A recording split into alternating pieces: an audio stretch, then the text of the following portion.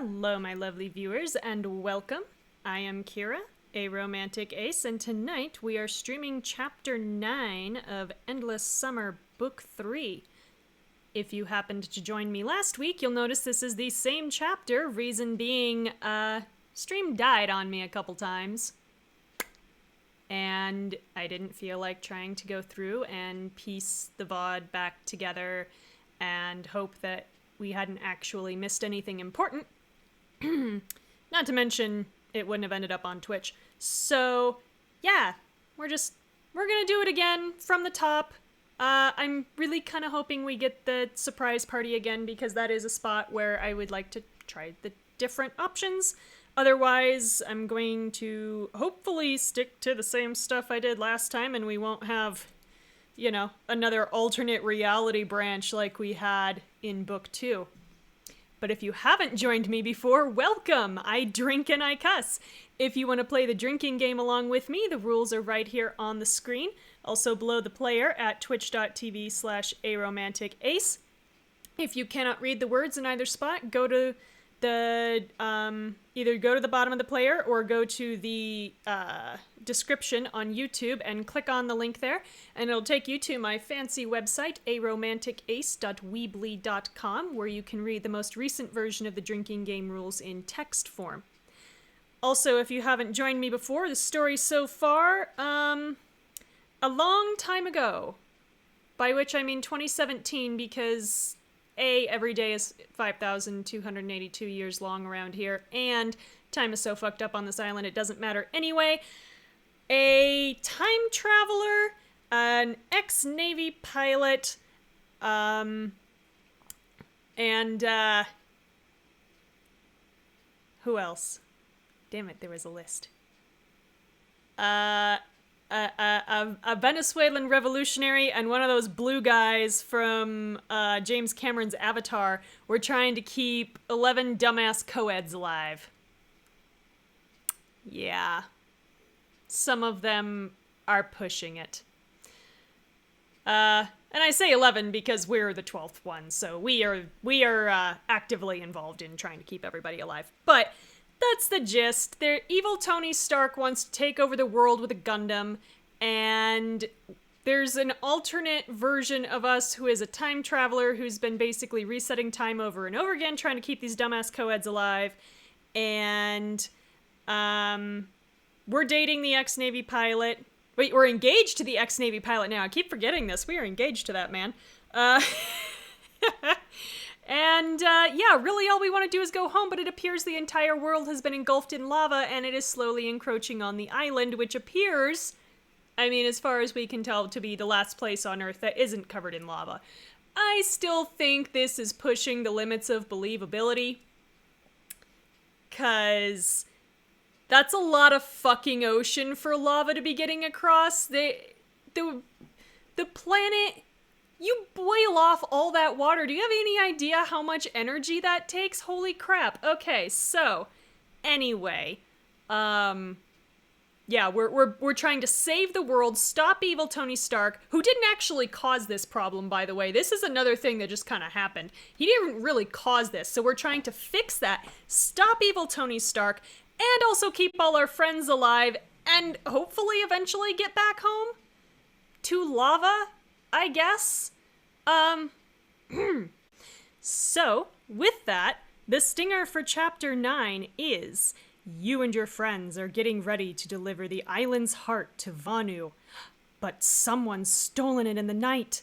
Who could it be? Let's find out!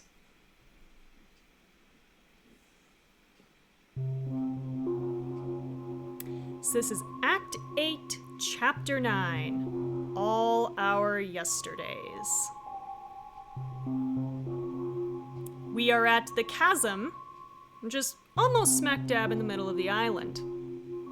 Convenient.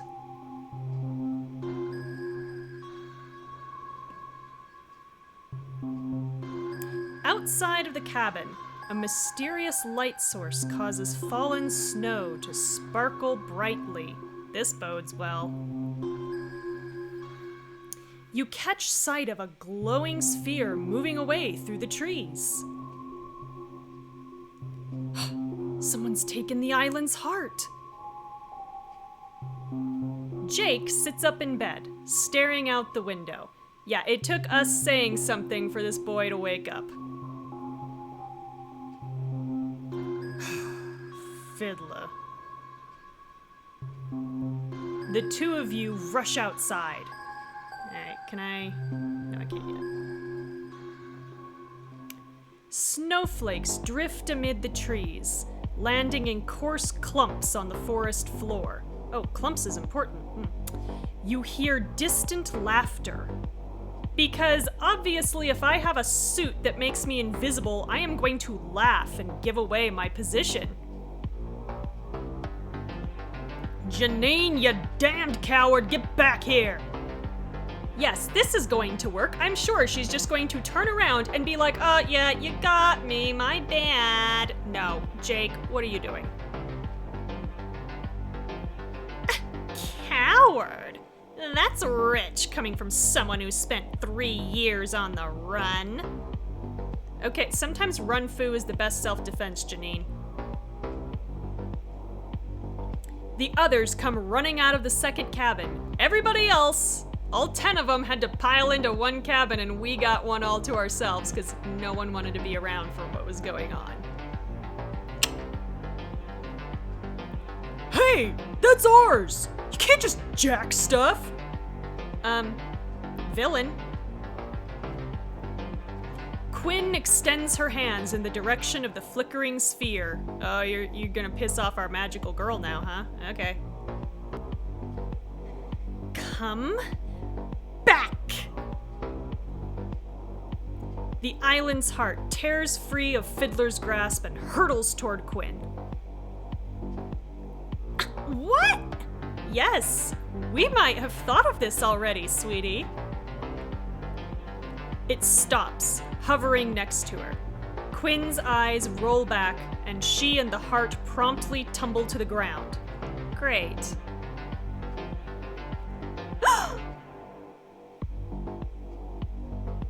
Quinn!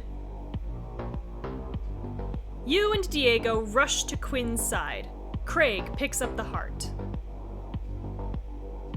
You and your magical girl are going to regret that. I'm thinking not. You hear the sound of razor-sharp steel slicing the air. Your friends begin to mutter nervously to one another. Nervous muttering is important now, too. Okay. Snow. Watch the falling snow. You search the area and see snowflakes being interrupted mid-fall near Diego. I'm not sure how much easier this would be as opposed to, like, looking for footprints, but okay. Diego, look out! What? You see her, Kira? No, it does not matter why I'm telling you to move. Just move, Diego. He moves closer to the group, because Diego, the king of genre savvy, was the one standing off to the side, isolated like a wounded gazelle. I don't think so. Fiddler suddenly appears behind Zara. Yanking her by her hair, she prepares to drive a katana into her back. This is a trick considering Zara has a pretty severe undercut. Ah! Kiddos, I'm gonna need that heart. Unless you want your friend to have hers cut out. Oh, please. If you were gonna kill her, you would have done it by now. Get the hell off her! Working solo's making you desperate, Janine. You get stood up by Doc Octopus? Fiddler scowls, pulling her hostage closer. Tetra mutinied and took an entire squad with him. They're dead now, just like this one's about to be. Again, if you wanted to kill her, you would have done it. There's 12 of us. You could have just gone down the line, but no. You're standing here talking. Alright, so we can try to keep Fiddler talking, We can offer up the heart, or we can negotiate a compromise. I don't know why we would want to keep her talking, and we're not going to give her the heart, so we're going to negotiate a compromise. Fiddler, I know you don't want the heart for yourself, and you're not going to be able to kill all of us. She'll have a pretty good shot if she can get through Jake and Estella. Estella, I think, is the one who would bring her down. I don't think Jake would. But, oh, that's right, we have Mike and Kelle, though, too, don't we? Oh, yeah, she's screwed. I don't think Kelle's a combatant, but Mike is, and he's still got a super suit. Princess is right, Janine. You're gonna need a better plan than that. You pull out the crystal shards you found near Quartel. Take these back to Rourke and say we broke the heart in the struggle. A generous offer. But I'm not a liar, sweetie. You've been saying all along how you're gonna be killing people, but you're not actually killing people, so yes you are, Janine. My god, I am turning into Jake. No, you're worse. You're a backstabber and treacherous little... Watch your mouth. He could have said any number of things there besides a slur. I don't know where you thought he was going. She presses the tip of her blade against Zara's back. Ow! Give her the heart! Craig tosses the crystalline sphere at Fiddler's feet without hesitation. There! Was that so hard? As Fiddler bends down, the blunt end of Estella's spear slams into the heart. Atta girl! Like a billiard ball struck by a cue, it rolls away before she can touch it. What? Hey! Oh yes, like you thought we were gonna play by the rules. We've got neutrals on this team, honey. Estella whirls the spear in her grasp, taking out Fiddler's legs. You know, world-class mercenary soldier getting her ass kicked by some co-eds. Now, to be fair, Estella has combat training, but still. Ha! Zara runs to safety in Craig's arms. Fiddler vanishes again. And for once, is doing the smart thing and staying quiet. You hear footsteps heading off through the trees. We've gotta catch her or she'll just try again. You know, Sean, you're absolutely right. You're genre savvy. Take a drink.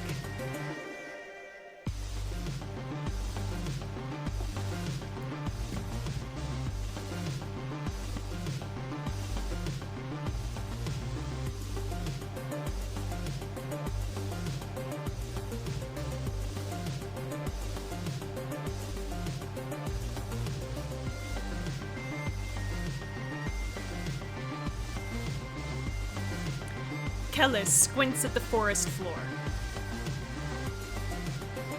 I see her tracks. She's heading toward the chasm. Let's go. Together with Sean, Jake, and Kelle, you rush after Fiddler, appropriately attired for once. The first rays of dawn gleam off of fresh snow as you arrive at the ravine's chasm. Chasm's ravine, wow. The first rays of dawn gleam off of fresh snow as you arrive at the chasm's ravine. Ahead, Fiddler stands at the precipice, her blades raised defensively. Stay back!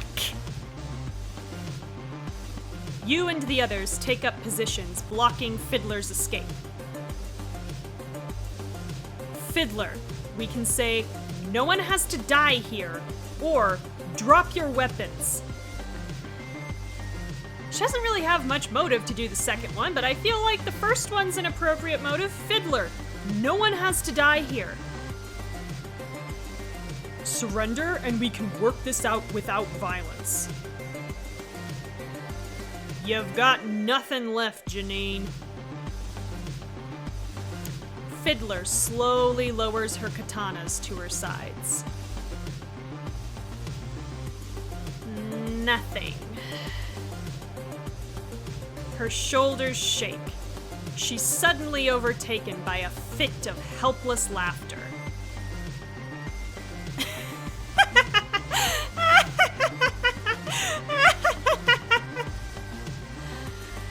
Oh, Jake, you're right. Just like you were right to get out when you did.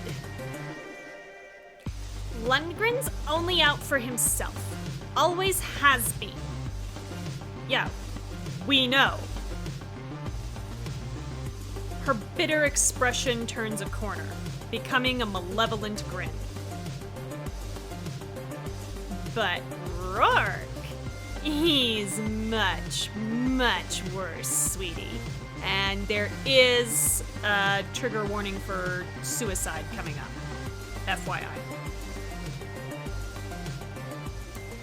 When he's done with you and your friends, you'll wish you had nothing left. Fiddler locks her gaze on Jake and falls backward, allowing herself to drop over the chasm's edge. For really no apparent reason, I'm gonna be honest, this does not make a lot of narrative sense. About the look on my face too, yeah. You watch her body plummet into the vast abyss, becoming smaller and smaller before fading away. I don't think she'll be coming back. I mean, I wouldn't count on it, but we are getting close to the end, so... Why would she... Yes, indeed, why? Janine, you idiot. You double-crossed me and Mike, but I never thought you'd do something like this. Shaken, the four of you remain on the cliff, gazing down. Kellis squints into the distance. There's a track running down the slope over there. Might be something helpful. You walk along the slopes until you arrive at a freight elevator. Any chance it's still operational? One way to find out. Jake, who is clearly qualified to operate a freight elevator of all things, brushes a layer of snow from a control panel and presses a couple of switches. Ka-chung! The platform begins to move. Mac? What about the others? Hang on. I don't know where you think you're going, Jake. Jake quickly shuts it down. A power gauge on the control panel flashes red. Looks like it wouldn't be able to go very far anyway. You notice a switch labeled Charge PV Module. Maybe if we give this a try? You flip the switch, and a solar panel rises nearby. The power gauge turns to orange. Okay. Your panels are probably all covered in snow unless they actually had, like, a cover over the top of them.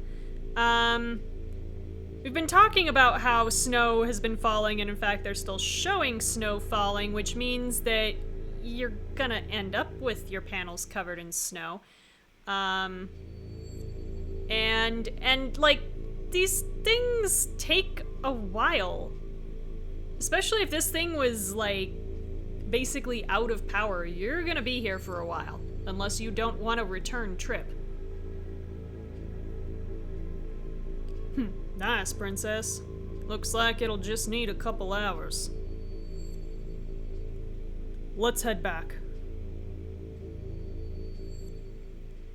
The sky clears to a brilliant blue as you return to the group. You find Michelle crouched beside Quinn. I'm okay, really. Quinn, interacting with the island's heart is creating a lot of physical strain on you. We can't have you doing that again, okay? Yeah, understood. Mike looks over at Jake. Fiddler, is she... She's gone, kid. Mike merely blinks, but somehow you can tell that he understands. This sounds so bad because we know Mike is verbal. He may not talk a lot, but he literally just used words 3 seconds ago, so yes, of course he understands what the combination of that look on Jake's face and the words mean.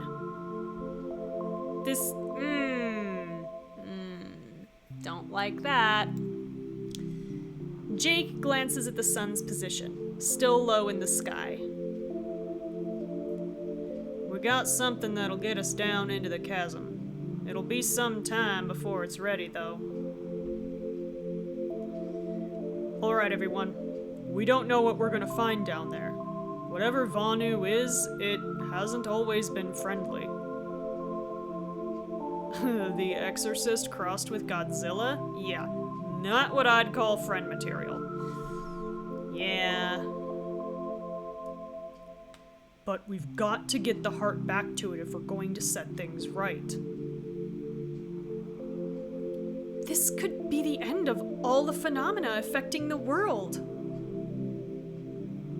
Or the end of us. Yeah, Aleister, just take a drink.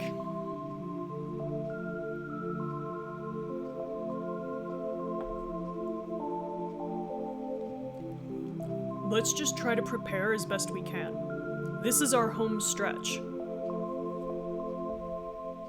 Sean gazes among the group, then nods resolutely and heads toward the cabins. Everyone disperses. A little while later, Diego comes bounding up to you. He tries unsuccessfully to hide a grin spreading on his face. I'm so happy. So, Kira, I've got something to show you. You sigh and mock exasperation. What is it this time? This way, please. Yay.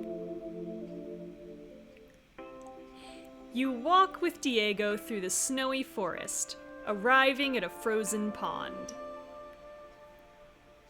There on the ice, you see several of your friends wearing parkas and ice skates and waiting for you. Yay! Jake glides slowly across the pond to stop in front of you. Because, of course he does. Surprise, princess! Quinn cheers happily while tracing figure eights across the ice.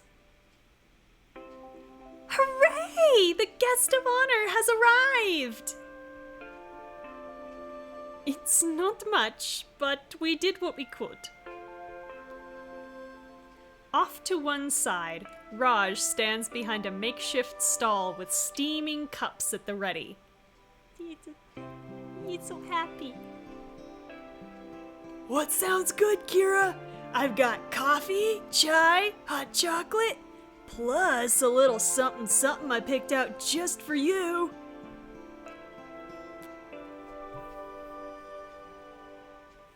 Nearby, Craig crouches next to a boombox. Yo, I'm ready to drop a fat beat when you say the word, Kira. I'm on visuals. Zara flicks a switch on a projector. Colored light washes across the area, casting everything in vivid, slowly changing hues. Grace sits atop a small mound of snow with a pile of scorecards. I'll be your judge for the morning's competition. Don't get cocky, the numbers don't lie. You gaze in astonishment at everyone. Where did you guys... How? We found a bunch of stuff in the cabins. These cabins in the middle of nowhere just happened to have chai. I would believe the coffee and maybe the hot chocolate, but the chai is what throws me. And this number of ice skates and parkas that nobody is wearing, even though they say they're wearing it. Nobody's wearing it. Everybody's grown pretty close to you since we got to La Huerta. You've guided us through everything, and we wanted to do something special. So we decided to throw a surprise party. He offers you a pair of skates. So we can enjoy our party, or decline. You know, we're doing this again. We're doing this again. This makes me so happy. Aw, your football team got crushed tonight? No, that sucks. Boo. All right. Surprise party time. Ah, I'm so excited. Okay. You slip off your shoes and grab the skates from Diego. All right, it's on, guys. Yay! Did somebody say party tunes? Craig cranks the boombox all the way up. What do you want to do first, Kira?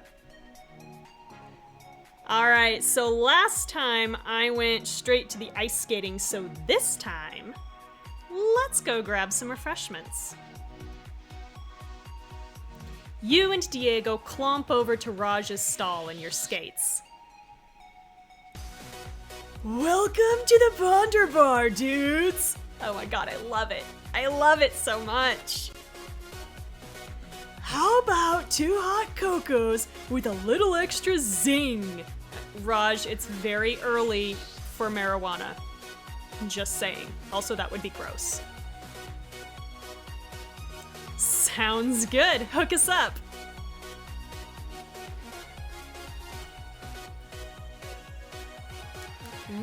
Okay. Raj begins pouring liqueur into delicious-looking chocolatey drinks. I see. He's not trying to get us stoned. He's trying to get us drunk. Fantastic. I love it. All before noon. Kira, I gotta tell ya, most people think I'm kinda crazy. Everybody just sees some stoner dude who's always tripping. But you never once made me feel anything but respected. I'm assuming the alcohol also came from the cabins, but I'm really confused as to what all was in these cabins, because there were evidently enough parkas for at least... Who are we missing? 10 people, I think. Yeah, I think at least 10 people, and skates that fit everybody, or at least the people who wanted to skate, and a boombox, and enough equipment for Zara to be like lighting up the hills and making visual effects. Coffee, chai, hot chocolate, and like pen and paper for the scorecards. Whereas, like, and all of this was in one cabin because it wasn't in the cabin that we were in with Jake. So did they just like end up in the storage cabin or something? 10 people? No, more than that. Because we've got Mike and Kelly. 12 people sleeping in one cabin.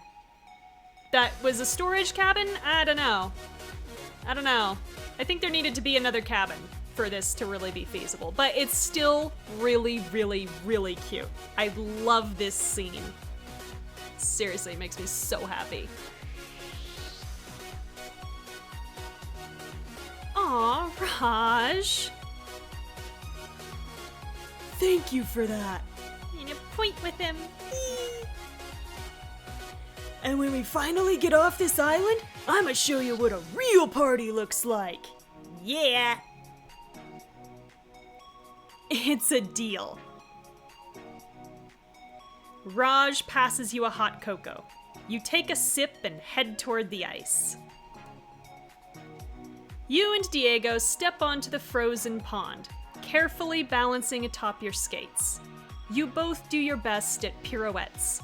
I said this last time, I'm gonna say it again. I would not be doing it. I would be falling on my face because I am not good at ice skating. If this is supposed to literally be player insert, I would be dying. Yeah, no, 12 people crammed into one cabin because they say everybody comes rushing out of the other cabin. One, they don't say plural. I don't remember if they actually tell us how many cabins there are when we show up. I would have to go back and look again at the VOD. They may say there's only 2 cabins, but if there are more than 2 cabins, then it is completely ridiculous for absolutely everybody to be in one cabin. Like, I feel like Mike, at the least, might want some privacy. And maybe Kella. Mike and Kella buddy up, I don't know. But, yeah, no. That's a lot of people in one cabin. You look good, Kira, but I look like Muppets on Ice. No, because I look like Muppets on Ice. So this just means we are both out there being terrible at ice skating together, and I love it. It's so cute. Jake comes skating over. May I have this dance, princess? So we can say, don't see why not, or let's race instead. Do I want to try the other option, or... Because the don't see why not is really fucking cute. But, like, I do already have it highlighted and on YouTube.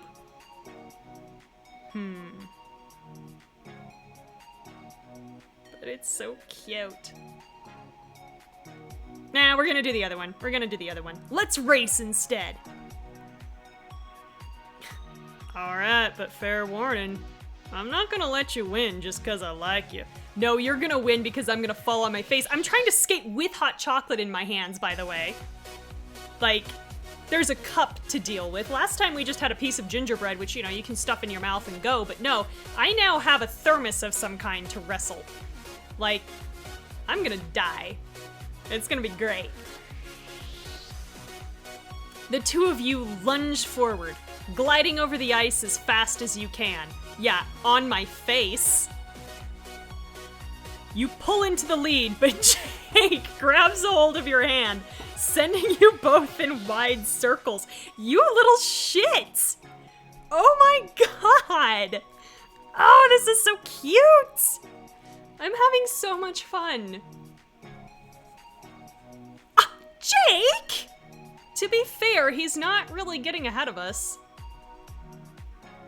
He puts on the brakes and you come to a stop. Did we establish a finish line anywhere, by the way? What can I say, princess? You make me want to do crazy things. Yeah, like propose to us after knowing each other for like a month. That's the other problem I have is timelines in this game. Like, real lived time for us and for Jake is about a month from landing on La Huerta to now.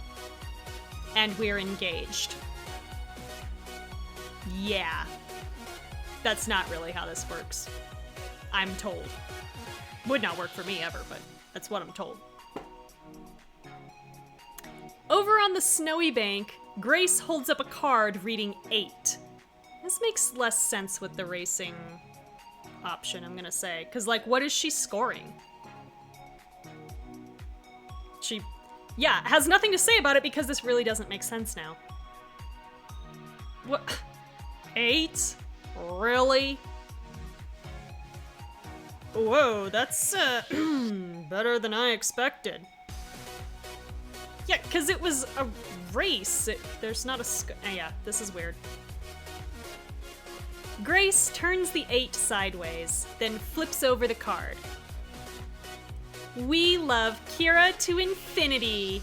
Yay! I like that they kept this in. I wish they would have just found something more natural for it. It's so cute! Look at her, she's so happy. Alright, I think it's time for a throwback.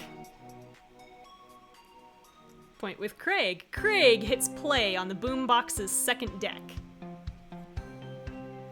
This one's dedicated to my bro of bros, Kira. Bro is a gendered term, but okay. You notice Zara fiddling with her projector. Hey, Kira, I designed this just for you. Hope, you like it, or whatever. You like us, stop it. Suddenly, the slopes are covered with spiraling helix shapes, creating a mesmerizing display. This is still really weird with the background, but okay. It's my Hadean star sign! Yup. Quinn skates over, smiling shyly. I've always wanted to try this. Everybody join hands!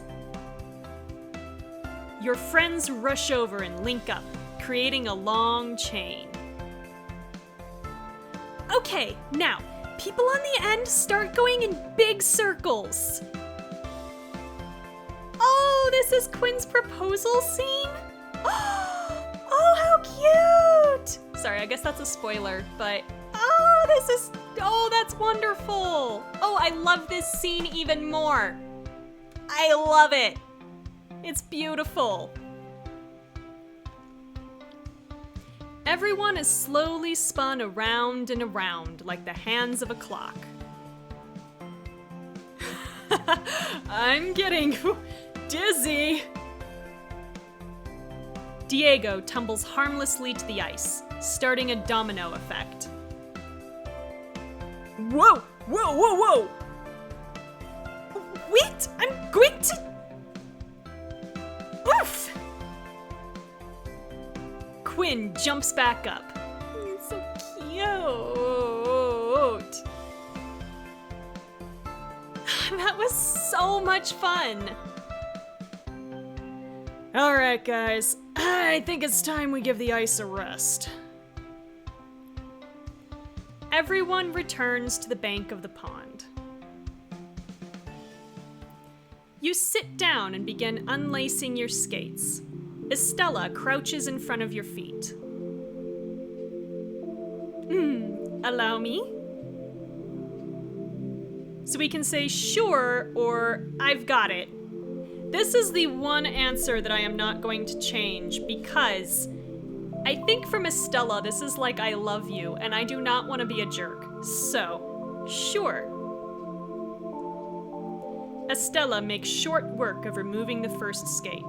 She takes your right foot in her hands, kneading out tension. Also, I knew there was a foot massage coming.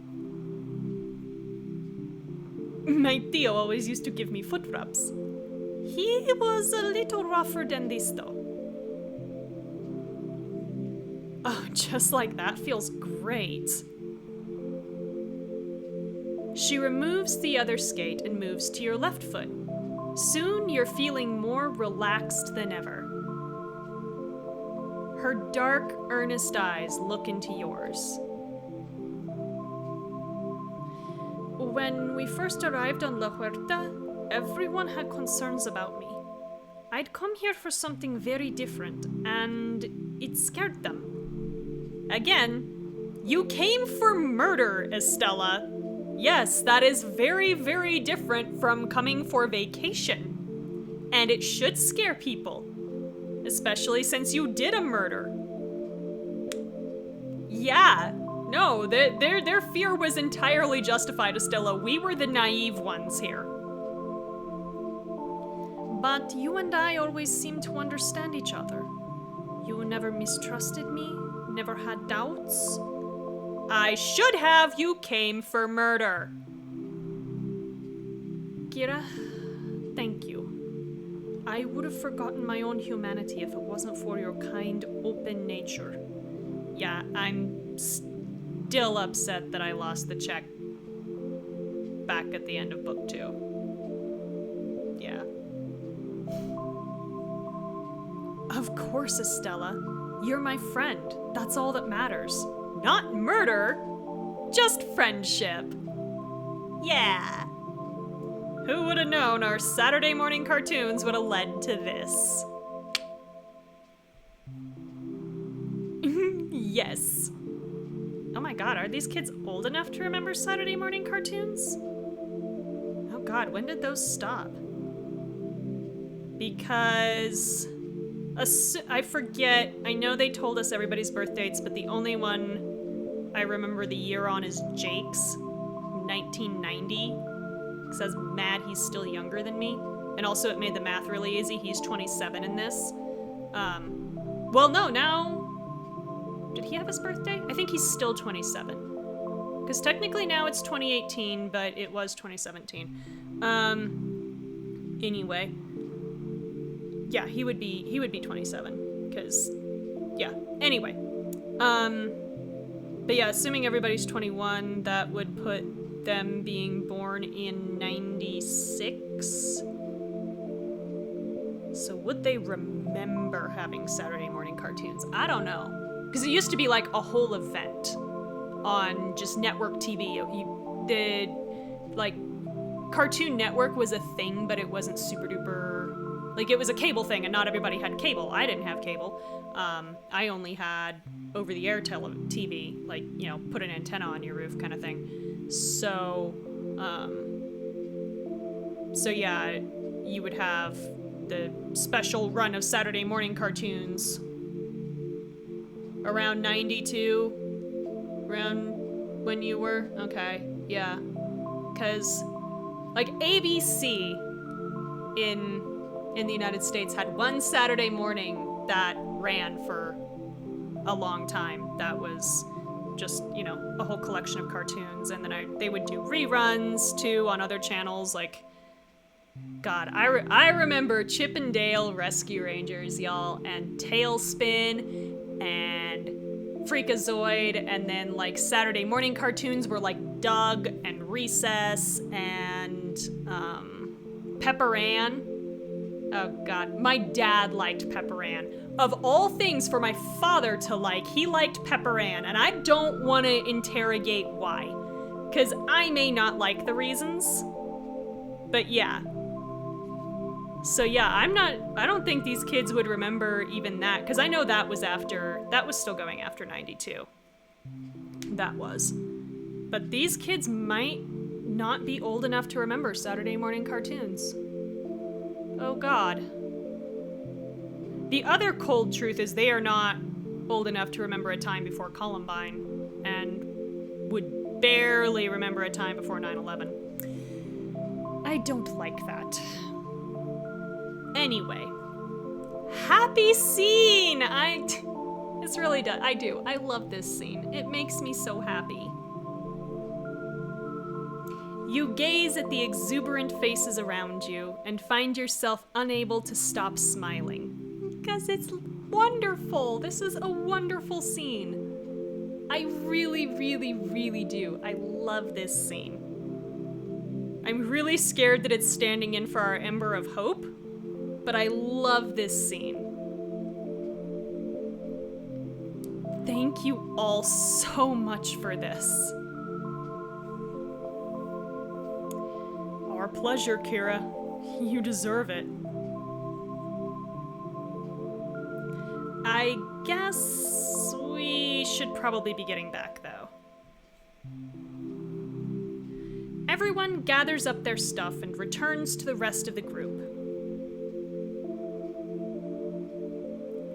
Jake walks over to you, breathing warm air into his cupped hands, because this genius didn't go find himself some gloves in this incredibly well-appointed second cabin. So you're telling me this cabin had enough skates for everybody in the right sizes, and parkas, and chai, and cocoa, and coffee, and cocoa, and a boombox, and like a visual light display array, but it did not have gloves that would fit Jake? Really? Of all the things to be like, no, this wasn't here? Okay. Although, I feel like this is also just him soliciting cuddles. To which I would not be opposed. Because he is just a solid trunk of muscle that I can hug. And I can actually fit my arms around, unlike Sean. I can't fit my arms around Sean. He's too big. I can already tell. Jake is the right size for hugging. That's my story, and I'm sticking to it. Elevator should be ready for us now, princess. No, I don't want to go. Screw your important quest. I want to stay and play with my friends.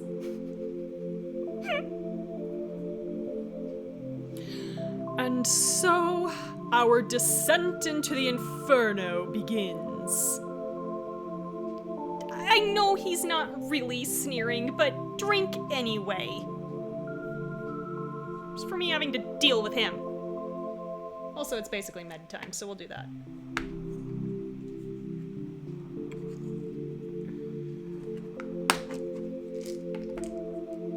The lovely sounds of me opening my pill organizer.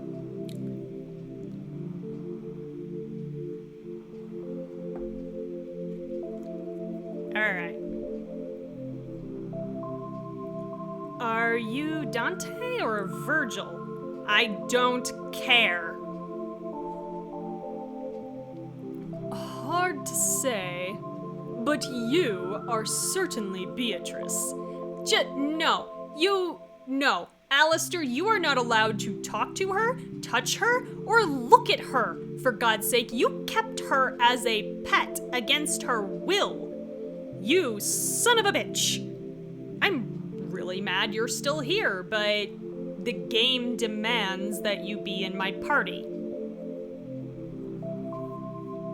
Aleister elegantly raises her hand and kisses it. What the fuck did I just get done saying, Aleister? Do not touch her.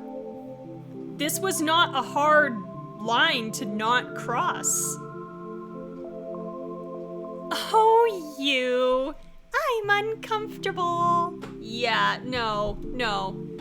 Back right the fuck off of her, honey. Just all the way off. You round everyone up and head for the chasm. The entire group gathers on the platform. Jake engages the controls and the elevator lurches to a start. Snowflakes are stirred from the metal grate, drifting lazily into the deep, dark crevasse. Is this the only way? I'm not much for heights. You were fine, like, a couple hours ago. You didn't say anything about this. You were presumably on the elevator with us while Jake was just diving down into a crevasse without everybody else or telling everybody else where we'd gone. Was Kelle just, like, not on the elevator? I don't know. Inconsistencies. But it's so cute. Because think about it. Think about this, y'all. Grace is afraid of heights. So, look how cute. Look. He's better than Aleister. Kelle is a good boy. He fed us without even knowing us.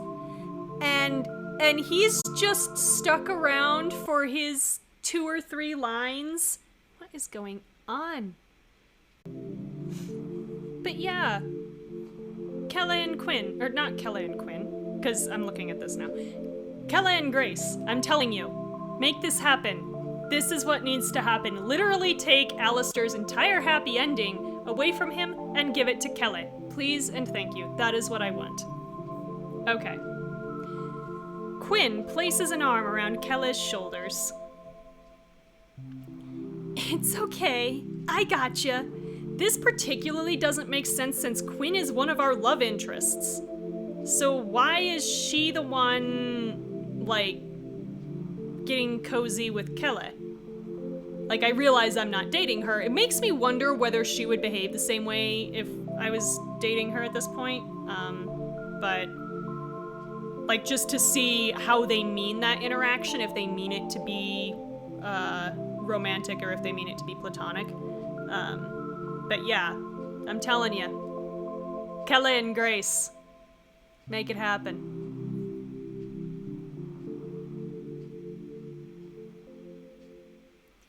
Before long, the sunlight and mountain slopes give way to darkness.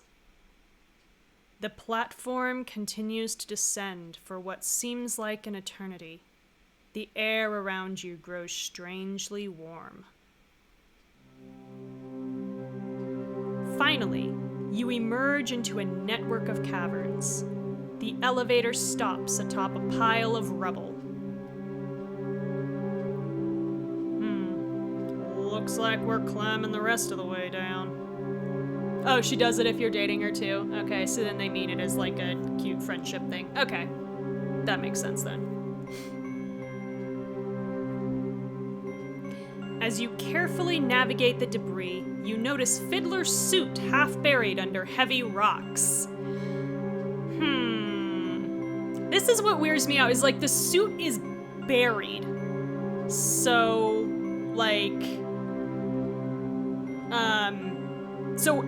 why is she not in the suit if it's still buried? That's what doesn't make sense to me, because this is a skin-tight cat suit. It's not like this is a thing that's like, oh, I'm just gonna get out of this because it's stuck and I'm not. Because if the suit's stuck, you're stuck. Or you're just gonna, like, rip off a piece of it, basically. Like, oh, it's my arm that's stuck, and so you, like, you know, rip off the arm. Not, I'm somehow going to crawl out of this entire suit. It's also not fully, self-supporting. So it's not like Iron Man armor where it's literally a case and you could probably just, like, although Iron Man armor you wouldn't be able to squeeze out of either. So really, logistically, this doesn't make sense unless she discarded the suit for some reason and then it was buried under rocks. Also, when did this happen?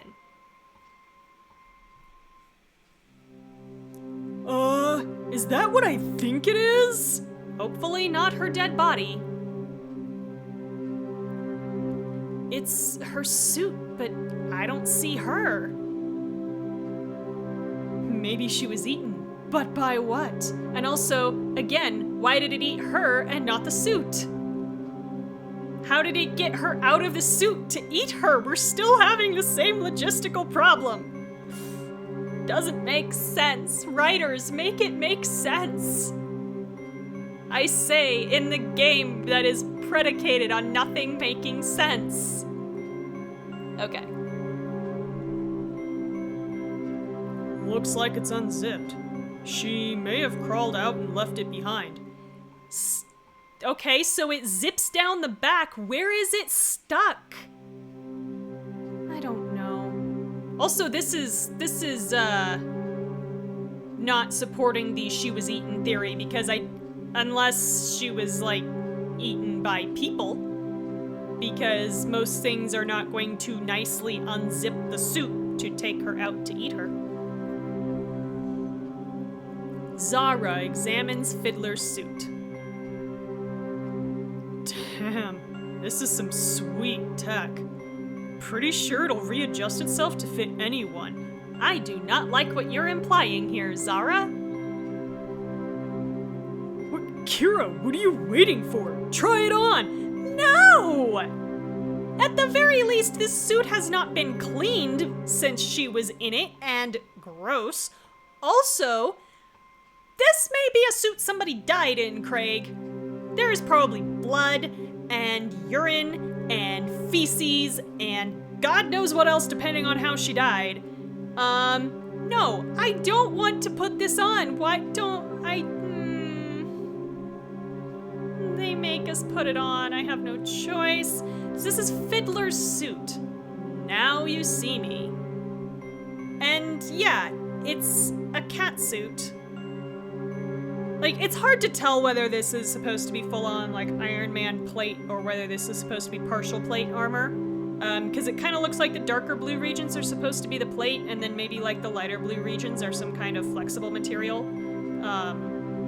Some kind of, like, Tyvek mesh or something. But regardless, this is a dead person's clothes that they probably died in. Or, you know, were nearly dead in and then, like, unzipped and crawled away. So, no, not particularly into this. No thank you. No thank you, please. But, I just thought of this, what I am gonna do. Come back. Give it back. Give it back. Thank you. I am gonna change clothes. Back to, I think it was under unique.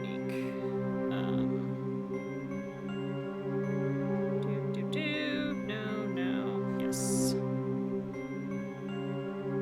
I really like this outfit. I can't really explain why, I just like it. Nope. Back to story. Okay.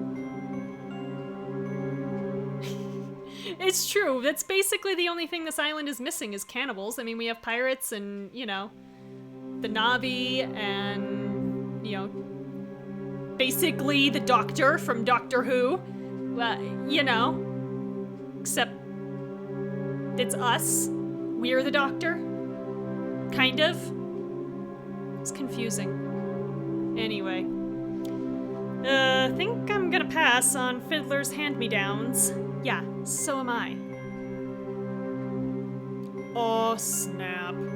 Which is not how you use aw, snap, but okay. Kara's right. It could have some kind of tracking device in there. You never know. Thank you, Diego, for backing me up with the genre savvy. Take a drink.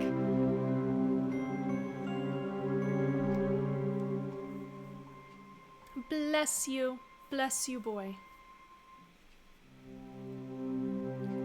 You take a closer look at your surroundings. Smoke drifts along the uneven rock floor. Streams of lava cast a reddish glow on the walls. This way! Quinn launches into a run and immediately disappears down a branching tunnel. Shit! Wait! Some of us aren't very fast runners, Quinn. Wait, Quinn, you can't just... You don't know what's down there! And she's gone. Yes, and we should be following her because, we're apparently in a lava tunnel that probably branches off in like 20 different directions. We better follow our magical girl. Diego is usually the only sensible person in the group, being completely fair. Diego is sensible until it's our love life and then he's ridiculous. Like, that boy. That boy. But no, like, Diego's brand is he's the genre-savvy one. Like, everybody else is gonna get themselves killed, and Diego's like, hey, how about we don't? So yeah, come on, Diego. Let's go find Quinn, please. Michelle leans down to examine a long streak of blood on the cavern floor.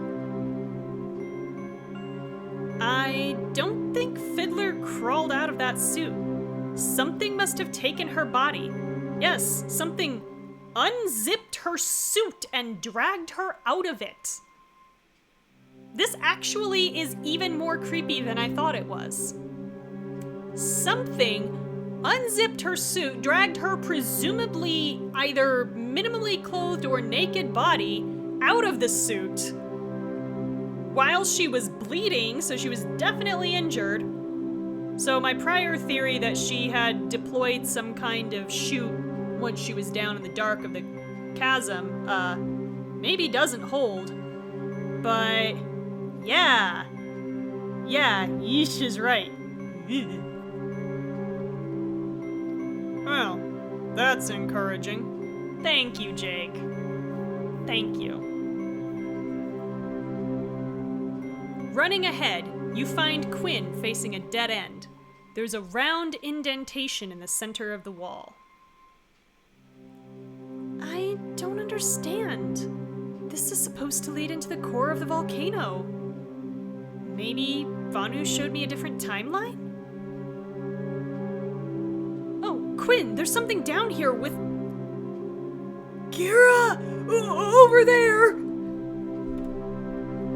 You follow Raj's gaze to an adjoining tunnel, where an enormous shadow is moving across the rock face. Uh-oh. A massive reptilian head, short arms ending in vicious-looking claws, and a long, powerful tail. Oh boy.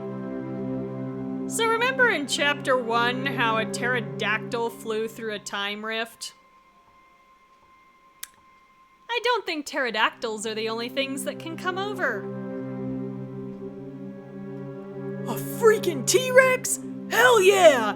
Craig, we are in this tunnel, and T-Rex's vision are not based on movement. There is no reason to think a T-Rex's vision is based on movement, and a paleontologist of all people certainly would not know that. I'm just saying, yes, I'm shooting down childhoods just everywhere. Sorry. Shh! No, Aleister, now that you said that, I'm gonna yell louder. The source of the shadow nears the gap. Everyone backs away, holding their breath, preparing to fight a T-Rex. You swallow hard as a small, spindly creature comes into view. Yeah, no, do not be fooled by its commonplace appearance. That is murder with red eyes. That is murder with red eyes. Do not, no, this is death. Because you know what these things do? They come in packs. Y'all.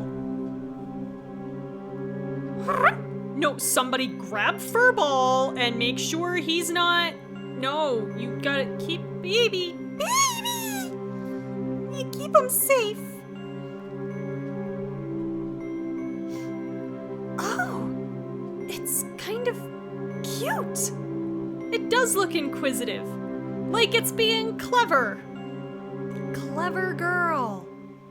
Yeah, no. Murder on two legs. Kinda like a Stella. Just saying. Keep quiet. That's an Erictoraptor. They're more dangerous than they look. Okay, yep. Yeah, We could tell from the long claws, Aleister. Take a drink.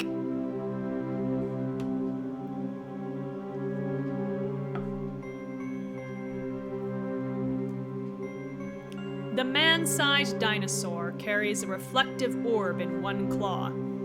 It slowly moves out of sight. Yeah, they called this a small, spindly creature, and now they're like the man-sized dinosaur. Okay, do y'all remember in Jurassic Park where the kid at the beginning, who's being a smartass, is like, that velociraptor, which is way bigger than an actual velociraptor isn't very scary. It looks like a 6-foot turkey. Child, imagine for a moment a 6-foot turkey. That's fucking terrifying. Just turkey, the size of a person. Now, where they're measuring the height from, I'm not sure. On a raptor like that, since we now think they walked with their tails pretty much parallel to the ground, that would most likely be measured at the shoulder. I don't know if that's where we want to measure a turkey's height too. But even turkey, like head to toe, 6 feet. With the beak and the claws, and they're huge, and no, that's terrifying. So, yeah, we went from this small spindly creature, which made you think, like, oh, you know, especially when Quinn's like, it's kind of cute. You know, I'm thinking something like the size of even a large dog. You know, alright, German Shepherd size, or even like Newfoundland size. Alright, you know, that's not so bad. Now they're like man-sized dinosaur. And I'm supposed to still feel at ease around this thing? No. Murder. Murder bird is what this is. This is murder bird. Okay. I'm just saying. Also, I guess technically that is Aleister being genre savvy. So take another drink. I don't want to give him that, but I also want a drink.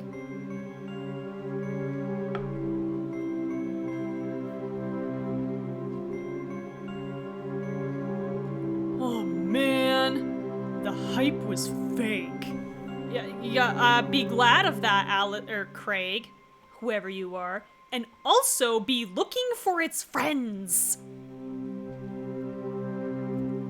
I believe we just witnessed the Deep Guardian. It is the most reclusive of all Vanu's servants.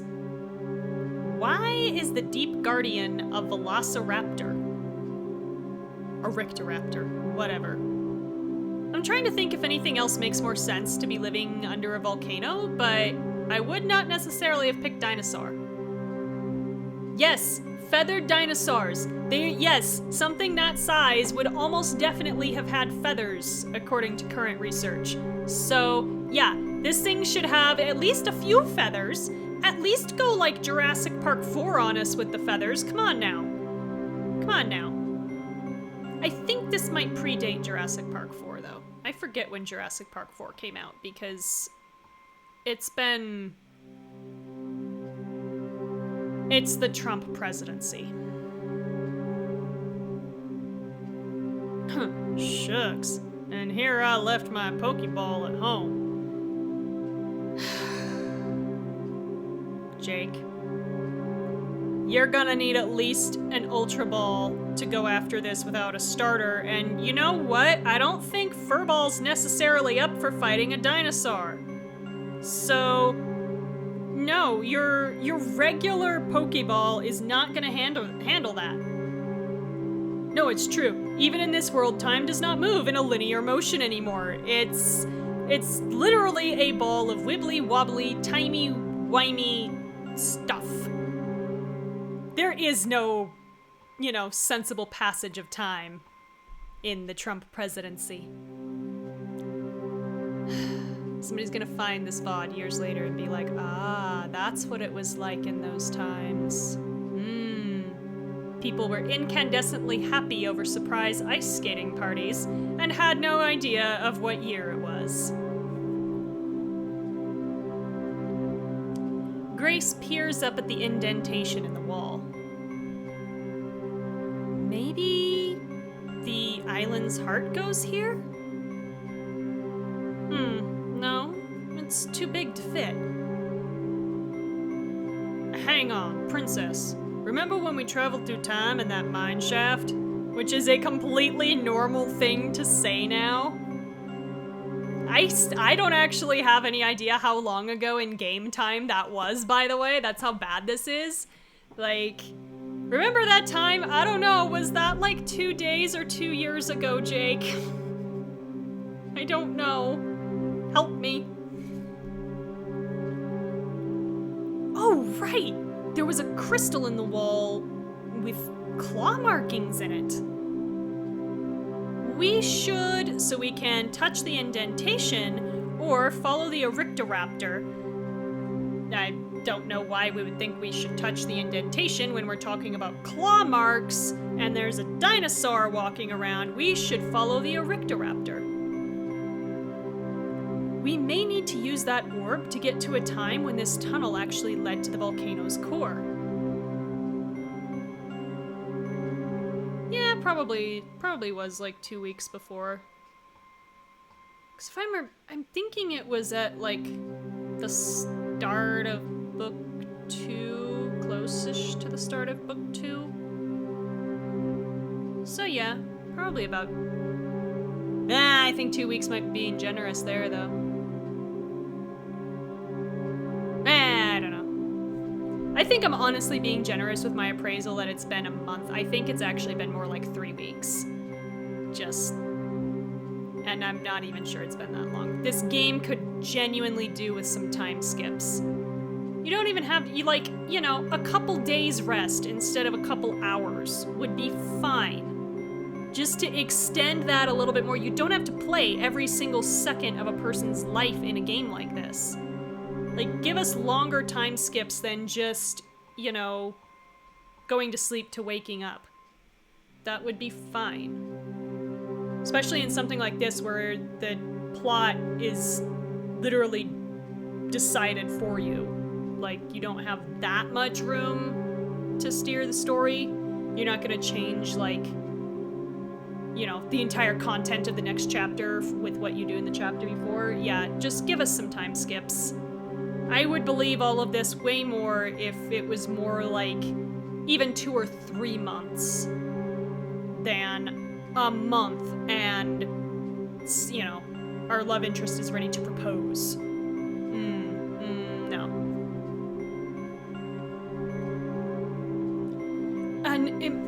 Jesus. An impeccable deduction. Fuck off, Aleister.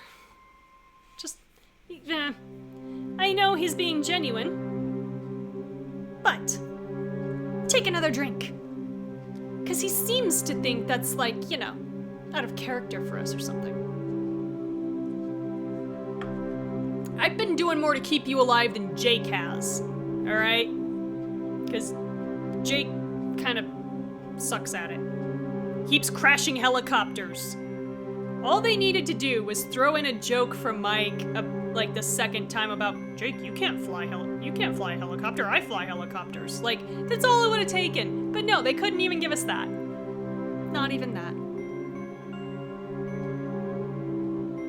Oh, Kira, you're so smart. Aw, shucks.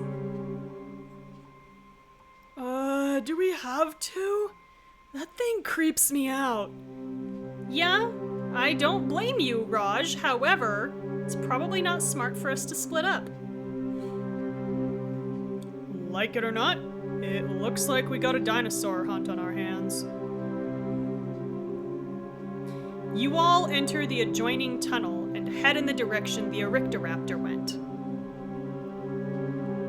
Gradually, the tunnel widens, becoming a large grotto dominated by stalagmites and geysers of hissing steam. The creature is straight ahead, reaching toward a lava stream. It suddenly rears up, sniffing the air. We are fucked.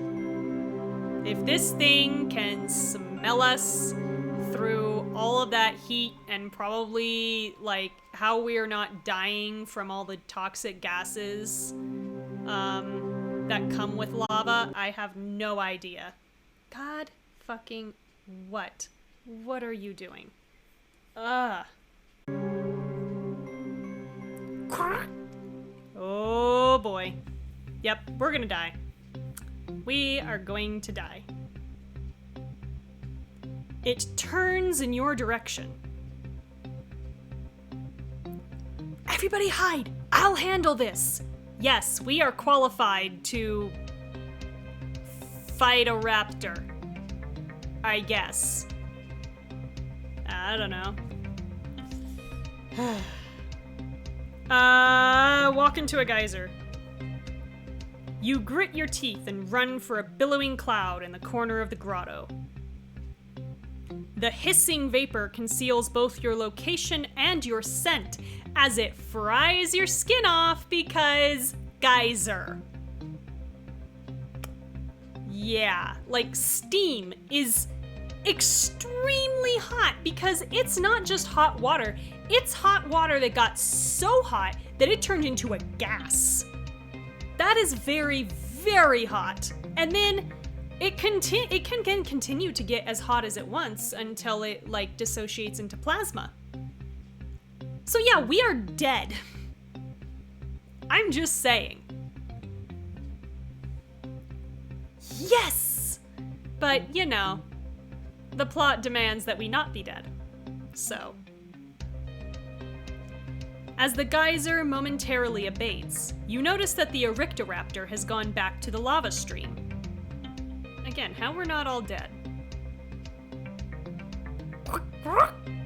It's Happy Face.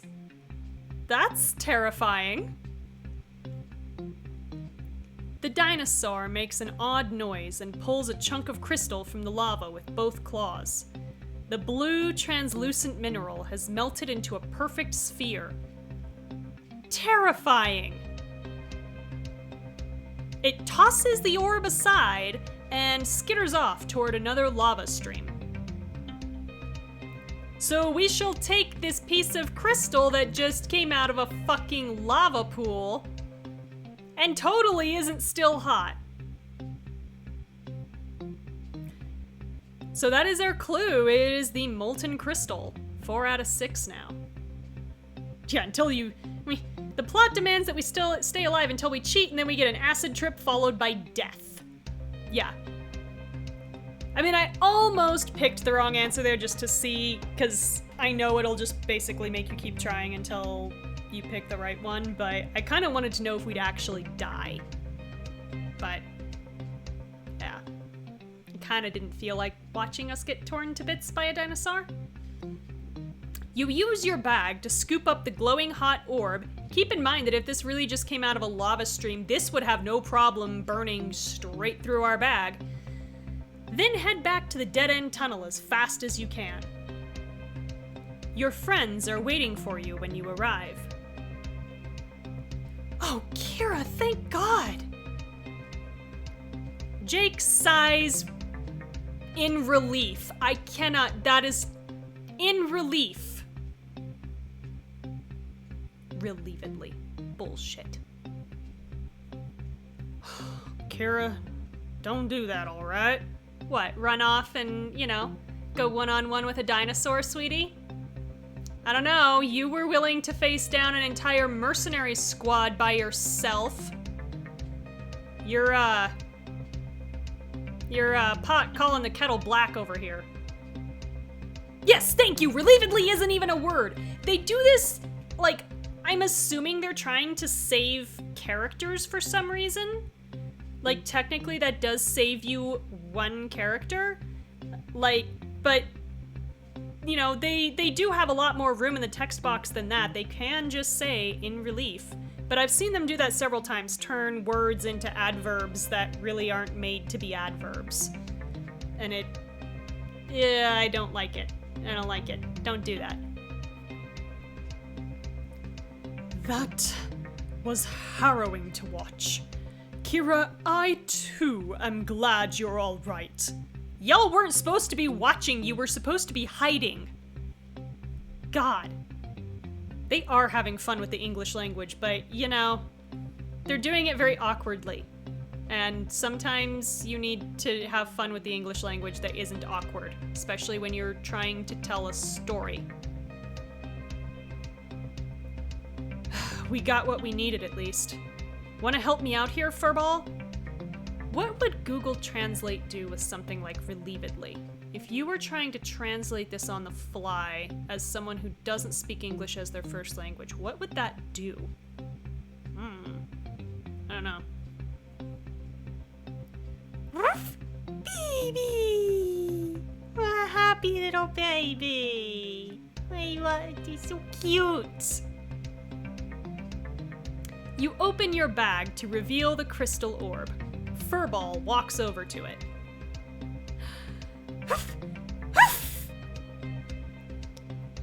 His frosty breath quickly cools the crystal. You carefully insert the orb into the wall. In the blink of an eye, the entire wall is gone as if it were never there in the first place. Presto changeo! We're very proud of ourselves. Nice trick! Could've used that for the guy who always sat in my seat in Business Administration 202. Okay, into Spanish it just translates it as with relief. Okay, that makes me feel better. Cause yeah, I was like, oh god, is this gonna really fuck with it for people who don't have fluency in the language? But Still, you could just also write, in relief or with relief. This isn't Twitter. Everyone heads down the newly revealed tunnel. You hear a muffled explosion from somewhere ahead, followed by voices yelling. Sounds like a fight. Everybody stay close. I don't know what you think you're gonna do, honey. You might want to let Estella and Kella and, Mike handle this. Jake, Sean, and Estella take the lead, with Kella and Craig behind them. Where is Mike? A few moments later, the tunnel arrives at a vast cavern. Sloping walls rise for what feels like miles into darkness. A lava pool lies at the center of the floor, casting everything in blood-red light. Cool, we're inside the lava tube. Ahead, a group of anachronists stand in front of a rippling, translucent wall. Flashes of time energy come from guns and clock-like devices being used against the barrier. What is time energy? Who the fuck knows? Again! Strike it with everything you have! On the other side, you can barely make out the Endless's spacesuit-clad form. Just not looking particularly happy about her position at the moment. You and your friends remain in the shadows, watching the battle cautiously. Oh my god, they're like a mob of angry villagers coming after Frankenstein's monster. No, because Frankenstein's monster was a good boy. This is like the mob of angry villagers coming after Frankenstein, the person who did actual damage. Because she did. She fucked with an entire civilization, and yeah, they've got the right to be pissed. Shouldn't we do something to help the Endless? I can see this being a really weird position for our friends, because it's like, that's us, but it's not us, but it looks like us, but like, you feel like you should help because it looks like your friend, right? And she has been helping you, so yeah. What? The boyfriend refuses to tell you what time energy is? Well, I mean, it is a closely guarded secret, but I feel like you were initiated.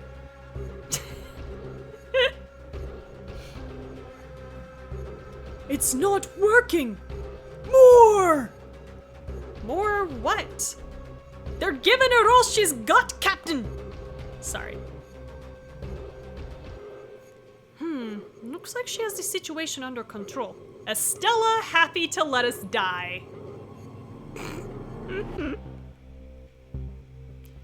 Quinn moves to your side, her gaze focused on the pool. Vanu is there!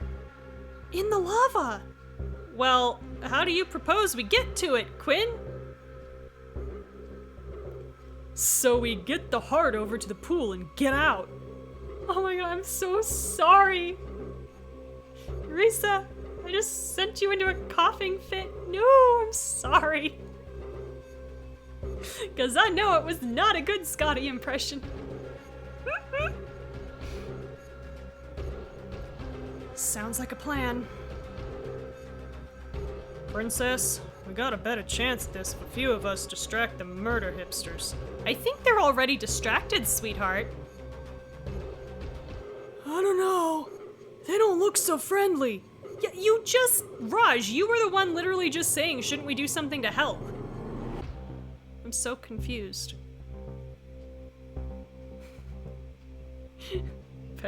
Better than your Scotty impression? Oh dear, you're the one who's actually heard Scotty talk more recently than I have, so that's kind of frightening.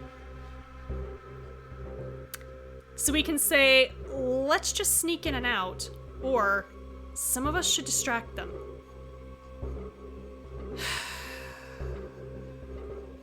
Against what is honestly my better judgment, some of us should distract them. Euron, just be careful, okay?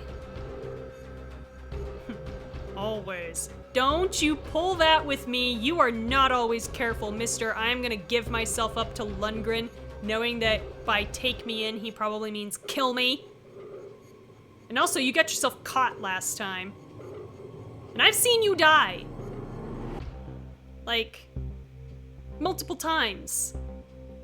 I'm really getting kind of tired of it. Don't do it again. What?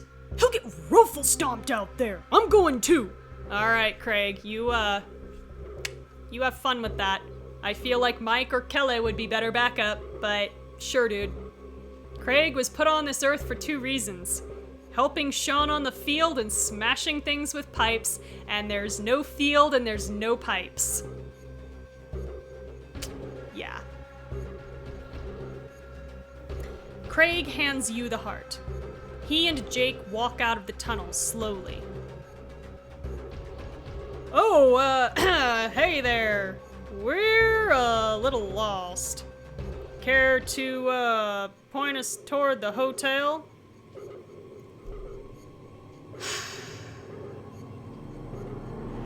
Jake does not have a lot of improv skill. At all. This boy is a blunt instrument. Not as blunt as Craig. Craig is a rock. Jake is like, you whittled the sticks off of a branch and made a club. That's what Jake is. Estella is an arrowhead. You! What are you doing here? Distracting you. Now's our chance, Kira. All right, here we go. This is gonna be a good time. You and Sean keep to the shadows along the walls, carefully making your way toward the lava pool. Seems suspicious. Human men don't usually ask for directions. Wow. The toxic masculinity just everywhere. Nah, we're like chill, sensitive bros. Oh, Craig. I mean, in fairness, they kind of are. Because, they yell and they, kick barrels and shit when they're mad. But, neither Jake nor Craig have problems showing affection, really. And, aren't really shy about having, affection for their friends either. They don't beat around like, oh, I'm not gonna tell you that you're my friend, you just kinda know.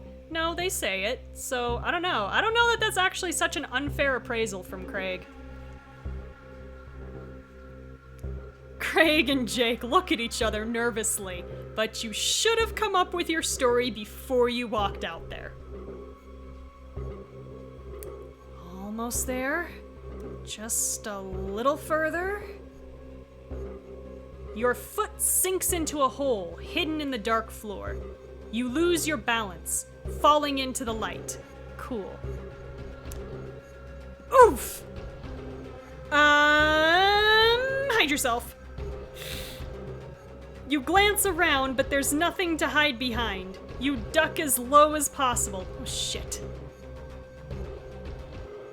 Quick! Behind you! The Endless is getting away! Oh, bless you, honey.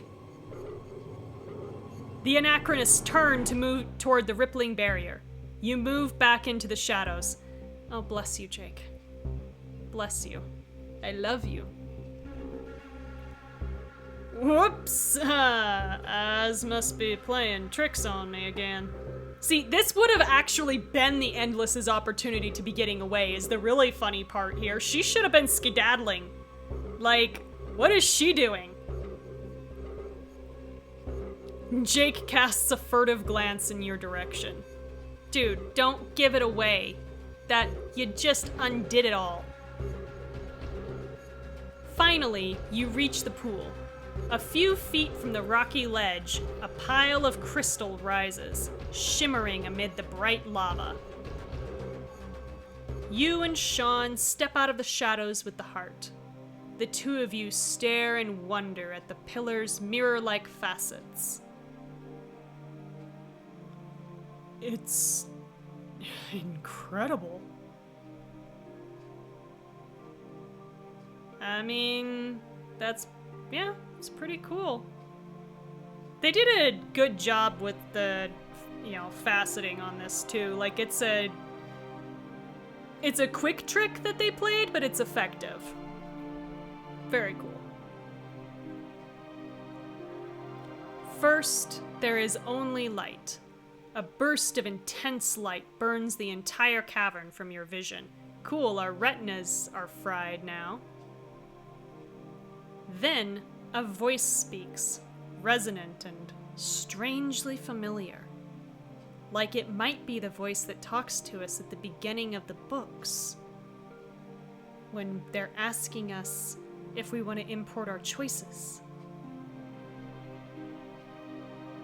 I am whole, restored, complete. That's good, right? Now the world can go back to normal? Change will come swiftly, yes. But what form it will take remains to be determined. You've been showing us the future. Can't you see what'll happen? How we can change everything back? There are many futures. Some I am given to know, and even more that can only be guessed at. To be alive is to never truly know what will happen next. Well, I didn't ask for that kind of philosophy on a Friday night, Vanu. Jeez. The light clears. The island's heart is no longer in your grasp. A shockwave of blue-green energy erupts from your body. Oh, that's upsetting. I would be looking a little more upset than that, but yeah. Kira, what's happening? Hell if I know. The energy sweeps across the cavern, colliding with the Endless's barrier. Green flames overtake the rippling wall, melting it away. But why? Ah! Oh dear. Yes, now you're realizing you should have been running, huh, honey? A few anachronists glance toward the pool before their group converges on the Endless. No one notices this giant pillar of crystal just rose out of the lava. No one's interested in that. They're all still more concerned about her. I would be very concerned about the appearance of a giant, tower of crystal just coming out of the lava apropos of apparently nothing, and then this explosion of energy. I would actually be more concerned about that. Personally. Your time has come. Perhaps you'll explain to me why you feel this is necessary. No. You know why they feel it's necessary. You did this. They don't owe you an explanation. You already know. Stop it.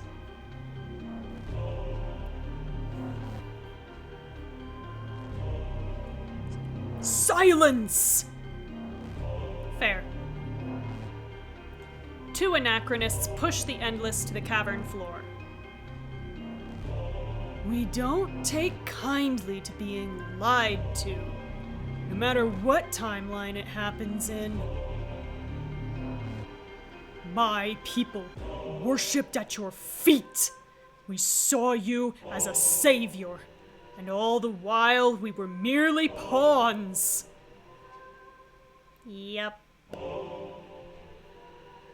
You filled our minds with nonsense and set our hands working on the instruments of your corruption. Not sure it's corruption. Self-service, yes, but corruption I'm not sure about. Ukjal raises his ornately carved staff, preparing to bring it down upon the Endless. He's gonna do it! Well, hey, don't you guys have trials for this kind of thing? Let justice be done. Let an end come for the Endless. Oh, she's seen like 2,000 and some endings, buddy. I don't know that this is gonna be the last one. Ukjal, stop! The shaman's deathly visage swivels towards you. So we can say Ranlosti wasn't a lie, or your people are better off now, which, oh my god, no, that's a terrible thing to say. How dare you assume that we knew what was best for them? No, but we are correct in that Ranlosti wasn't a lie. The Endless prepared you for everything that's happened. The eruptions, our arrival, all of it. Yeah, didn't you say that Moon Man gave you a heads up on all of this? Yes, thank you. Back me up. He's being good about that tonight. Good boy. Foretelling the future accurately doesn't absolve a person of guilt. True. Very, very true. Now, can we discuss whether people deserve to die? Because that's really what I'm taking issue with here, is the death part. It was never to help us, Catalyst. It was entirely for the Endless's own selfish aims. This is again bringing up the question of whether she did it solely to keep everyone alive, or whether it, like...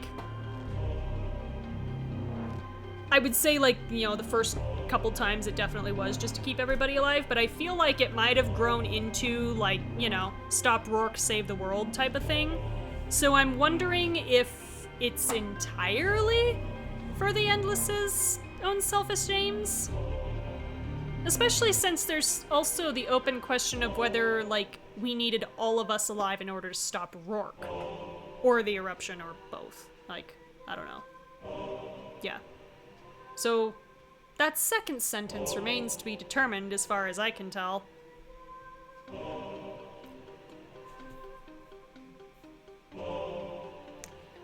That much is true. Well then. I'd hoped, however, that the impact would be for your benefit. Nope. Nope. You know what? No. Judgy as fucking fuck. Take a drink.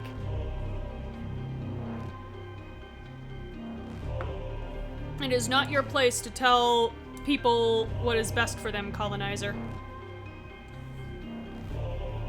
Enough talk! Endless One, this is for my ancestors, and their ancestors, and all who you infected with your lies! Ukjal brings his staff down sharply. Ouch. A distant sound, like waves crashing, comes from high above. The Anachronists step back from the Endless, glancing upward. The noise grows louder, becoming the steady roar of turbine engines. The Omega mech descends into view. Well, all of my favorite people in one place. How convenient. Can we just kill him? Your friends rush towards you. Kira, come on! Let's get out of here! Yes, we should be leaving. You must not interfere, man of the Hydra! I don't think he's concerned about, protecting the Endless. On the contrary, it is I who tire of your interference. As the mech continues to come down through the caldera, it raises an arm and blasts the anachronists with a blue beam. Well then. Ukjal and the rest of his group instantly fade away.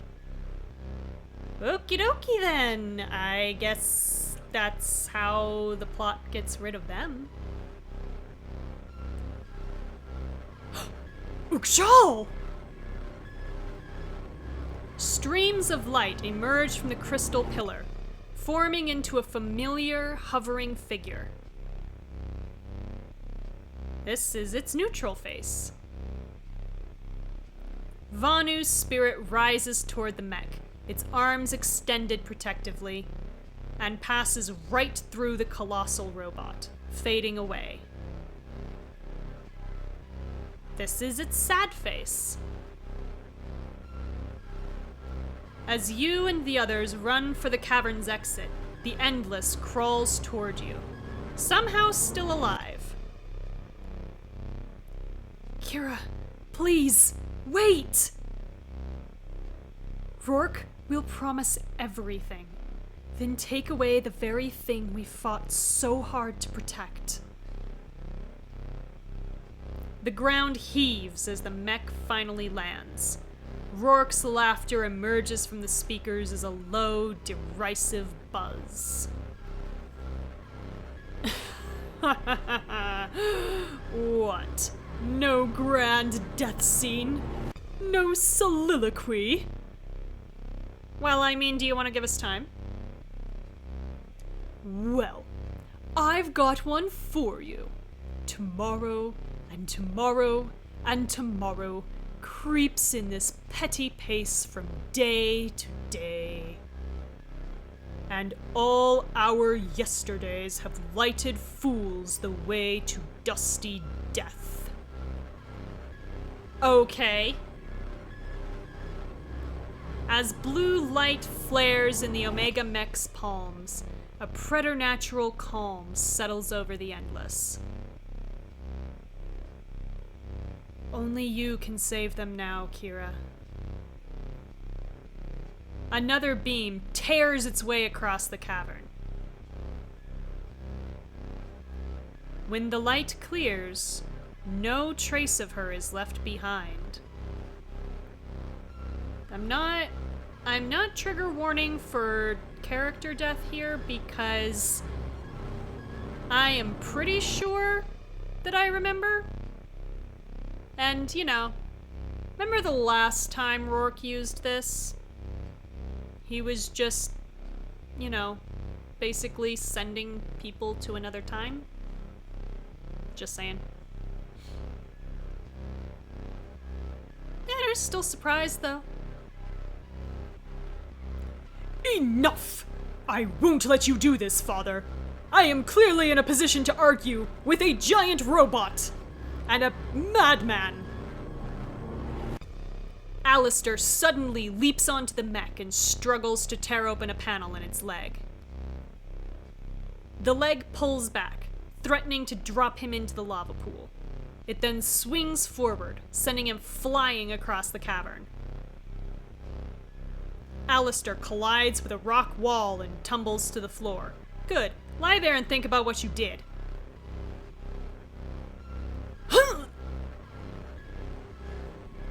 Aleister! No, don't worry about him. He is not worth your pity. The mech turns, revealing Rourke's scowling face. Aleister, I must confess, until your betrayal, I'd still not given up hope. Despite continual displays of inadequacy, I'd held on to the idea that you might add up someday. Add up is important for some reason. But the truth is, there was little chance of that. Because you never gave me a chance! The towering automaton strides toward Aleister. Readouts and reticles flicker across Rourke's spiteful expression. Because the process that made you was imperfect. Okay, whatever. You were born in a vat, your genetics and tissue cloned painstakingly from my own, which is why you are platinum blonde and very pale and have blue eyes, and I am a brunette with brown eyes and not very pale. Clearly this makes so much sense. I tried to create a successor, and in the end made nothing more than a pale shadow of myself. Yeah, none of this works. This is not how even, like, yes, say we can clone an entire person. This is still not how this works. Like, come on. The words go through Aleister like a knife. His voice becomes a hoarse cry of desperation. Oh yeah, all adds up is the password for Rourke's computer. So I think it was actually all add up because, like, there was a letter missing weirdly, I think. I don't remember. But yeah. That's still, like, they're acting like it's important again, though, so I'm confused. That's not true. That's impossible. No! Sorry. You know that it is. You said it yourself. Never a father to me. Okay, dude, that's not what fatherhood is. Alright? Just because you were the fucking sperm donor doesn't make you the dad. That's a whole, like, relationship thing. That's a relationship thing, Rourke, which is something you would know nothing about. Aleister, he's just trying to manipulate you. Don't listen to him. Iris, maintain current configuration and explain Directive 1908. Iris's hologram materializes next to Rourke. Directive 1908 requires that the Iris unit place full priority on the goal it was originally fabricated for.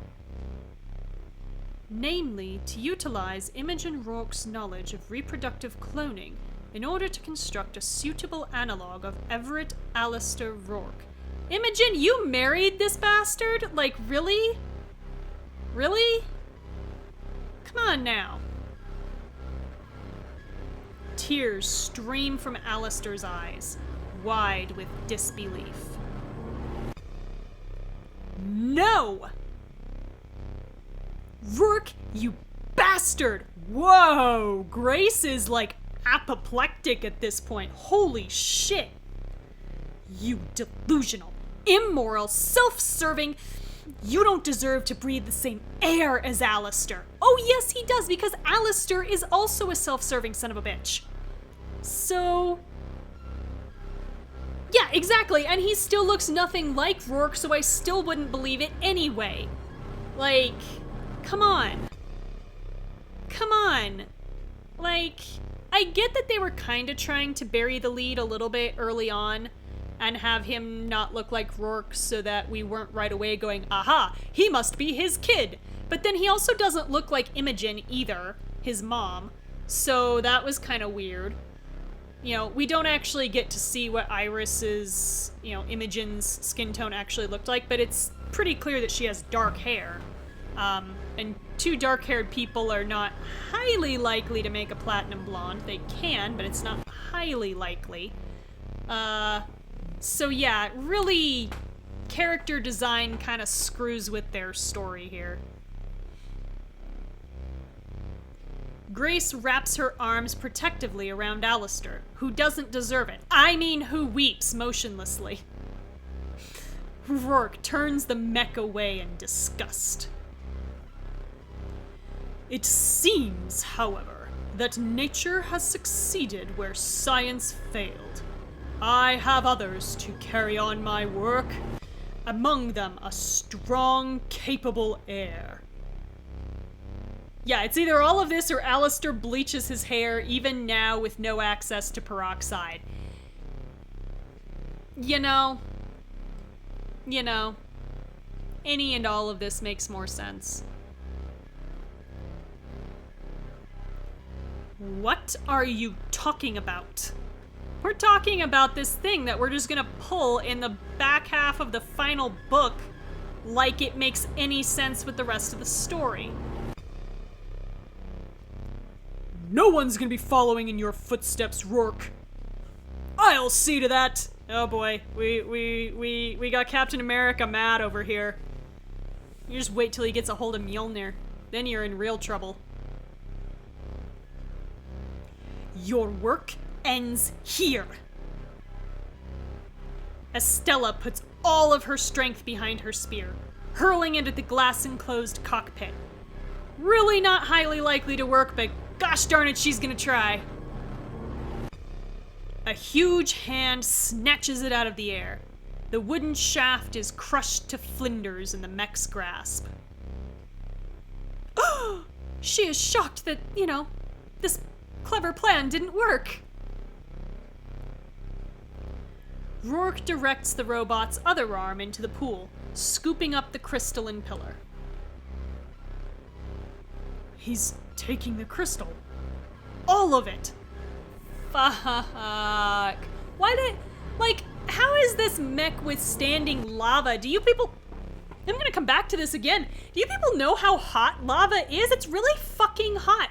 It melts rock, which melts at a higher temperature than metal. So what is this thing made out of that it will not melt in lava? Cause it's not just a quick dip either, cause he's gotta get in there, get under this and, pull it out. This isn't the little hooks that they use to take lava samples that really are just in and out extremely quickly. So, not to mention, even if that were the case, even if it maintained some structural integrity, it would fuck up all the circuitry, all the servos, all the pistons and pneumatics and hydraulics. Everything inside that hand would be dead. So this wouldn't work. Ugh.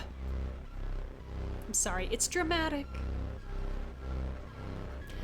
All along, I believed I needed the endless to make my vision real.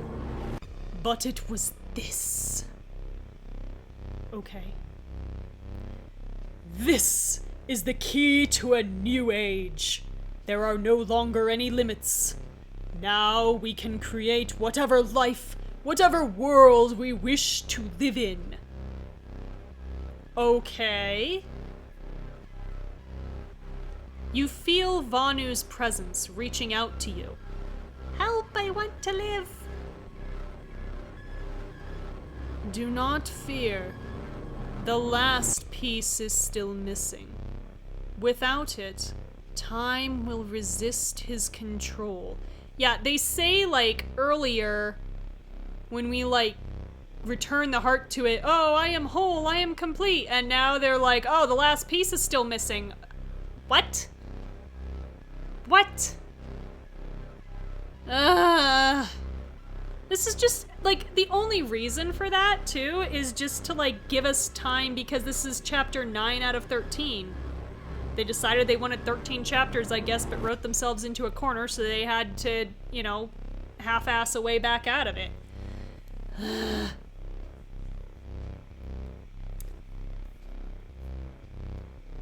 You will discover the fragment before he does. Be cautious, however, for he knows this already. So he knows we're gonna find it first, but he doesn't know what it is? That's so weird. Winds blast the cavern as the mech's thrusters engage.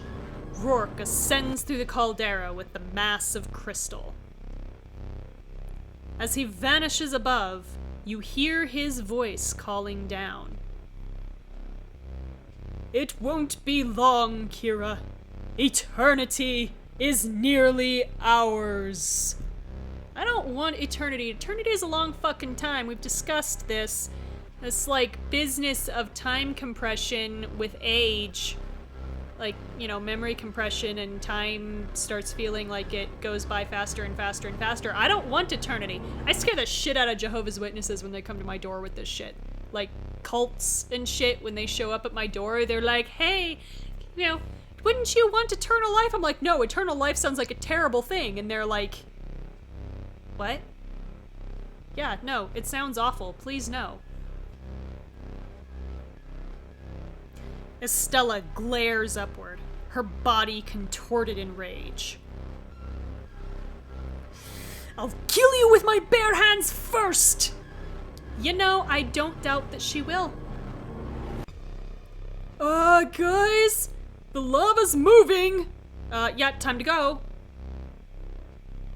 Craig points at the blazing pool, which appears to be steadily rising.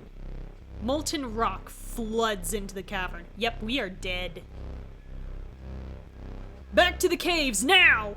Are the caves at a higher elevation? Because if they're not, we're still fucked, Jake. Your friends followed Jake through the tunnel, or toward the tunnel you entered through.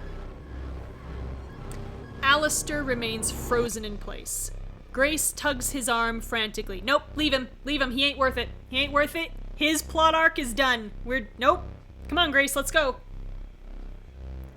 Aleister, we've gotta go. You'll get over him with some therapy. Come on, let's go.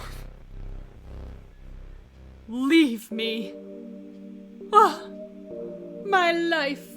My father tells me I'm a clone and my life is not worth living. Oh my god. Oh my god. What? What are you?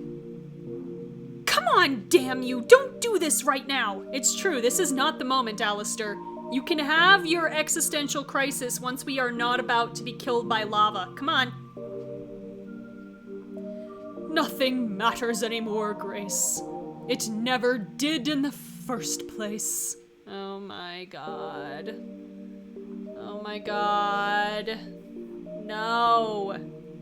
No, he's hopeless and you know what that means. I am so mad.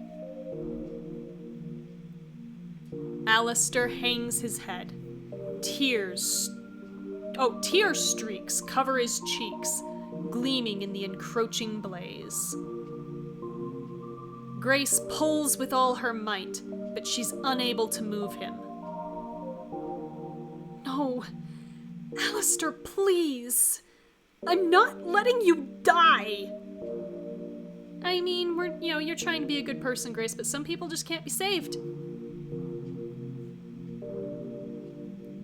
Just then, a tendril of green light descends from the darkness overhead. Vanu struggles to manifest. Streams of energy are stripped away, causing it to disperse into amorphous light once more. So suddenly, now that the crystal is, like, moving, Vanu's having a hard time. Like, the crystal hasn't been destroyed. So I'm not sure how much sense this makes. I can see it, like, fucking with, like, moving, I guess. Okay. Because you're, like, having to pull away from the crystal, like,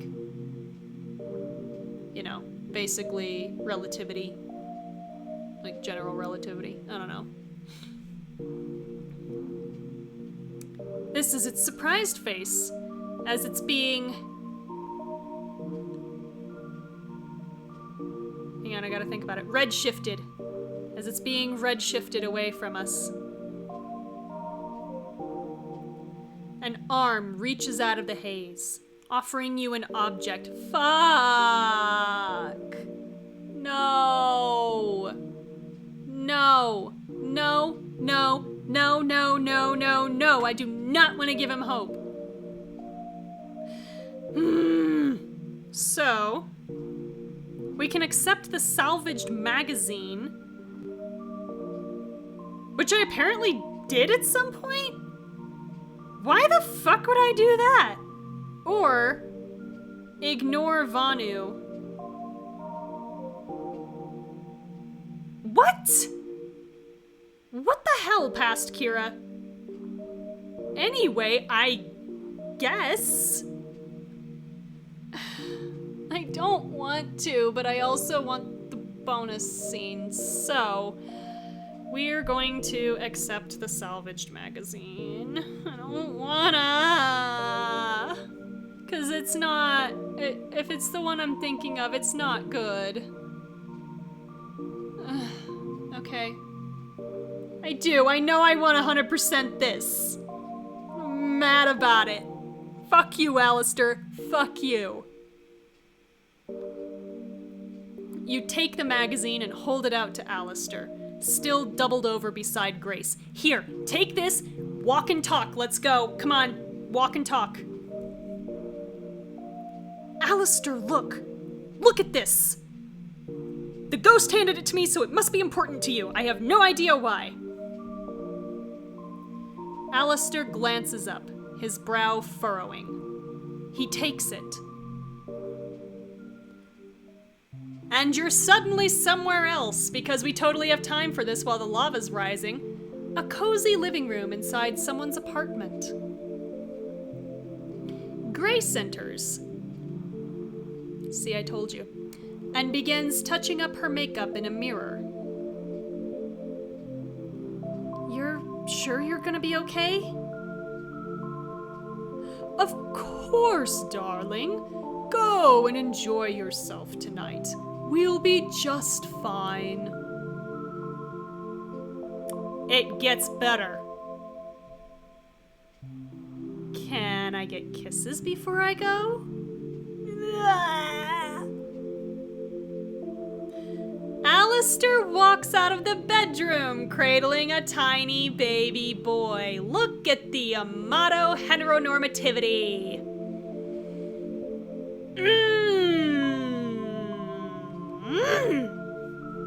Nope. No. Now I know this, there's a reason why this is Aleister's.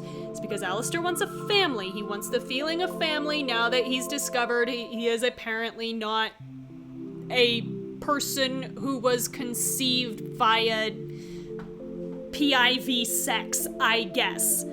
Grown in a vat. What the fuck ever. That was in vitro and you fucking know it, Rourke. So now he wants the assurance that, he can have a quote-unquote real family. Well, I got news for you about your real family. It is bullshit.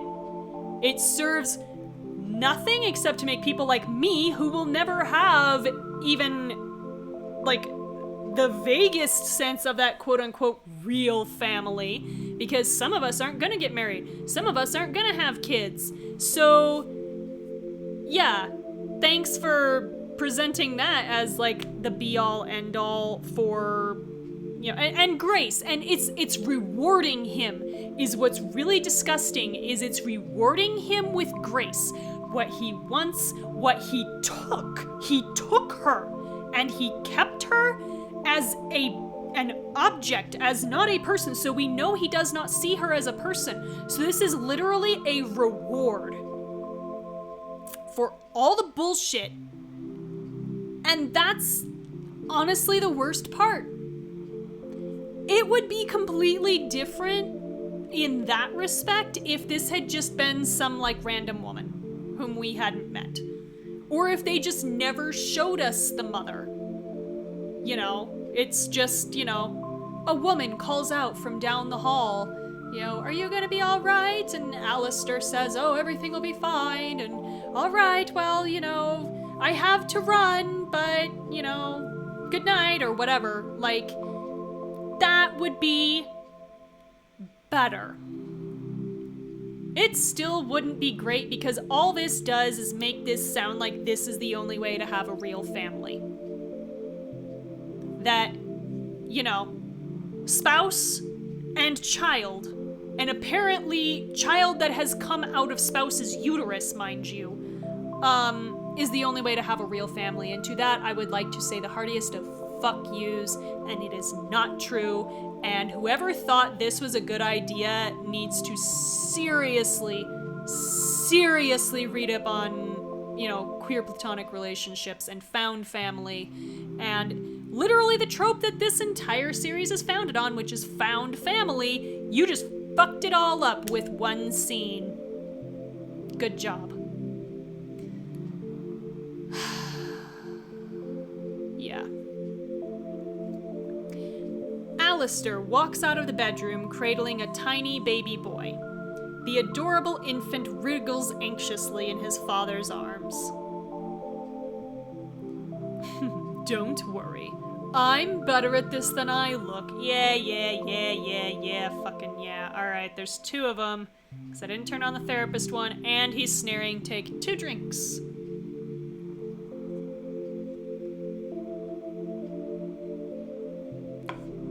Alright. Ugh.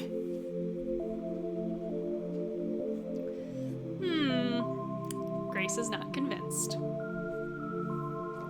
Grace leans down and places a tender kiss on her son's forehead.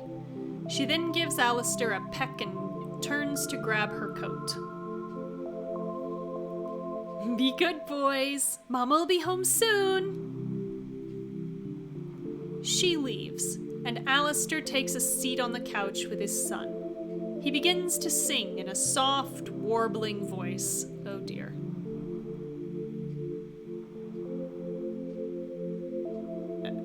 Alright, I have to wait for it all to come up before I know how I'm gonna try to sing this. The story of how I love you, it has no end. A baby, when it's sleeping, it's not crying. Oh, that's what you think. The little child begins to wail, waving his chubby arms. I feel ya, kid. I feel ya so much. Yes, you have a point. Singing's not my strong suit. Aleister gently rocks his son. He sniffs back a tear. I think Daddy made himself sad too. That was a lullaby your grandmother used to sing. You know, the AI. He frees a hand to brush his cheek and looks down at his son thoughtfully. Reginald, oh my god! Reginald, why don't you love your child? Like, at least he's not Everett Aleister Rourke III, but Reginald? Not even Reggie? Reginald? Ay. Reginald, I'm not perfect, but I want you to know that I'm going to do whatever it takes for you. Ugh. When you need me, I'll be there. You can count on that. You are going to die an early death, aren't you? I don't think I've ever been as happy as I was the day you were born. Your mother, too. It's so bad. She was so radiant. Everything I needed from my parents. All the love I didn't have the opportunity to experience. I'm going to make sure you have, if you want it. Oh good, he's gonna be a helicopter parent. Awesome. Reggie smiles softly. Alright. It's slightly better now. Does that sound good? Where should we start? It is, like, actually, yeah, that song is kind of Gilmore Girls-y, isn't it? Like, it's kind of the similar vibe.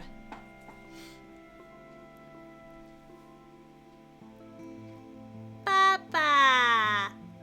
God damn it, kid, don't be cute. He doesn't deserve it. I'm telling you, give Kella, like, rip Aleister all the way out of this and just drop Kella in, and I am much happier. I mean, it's still really, really scorchingly amatonormative, but I am happier because it's not Aleister. Done. Ba it is.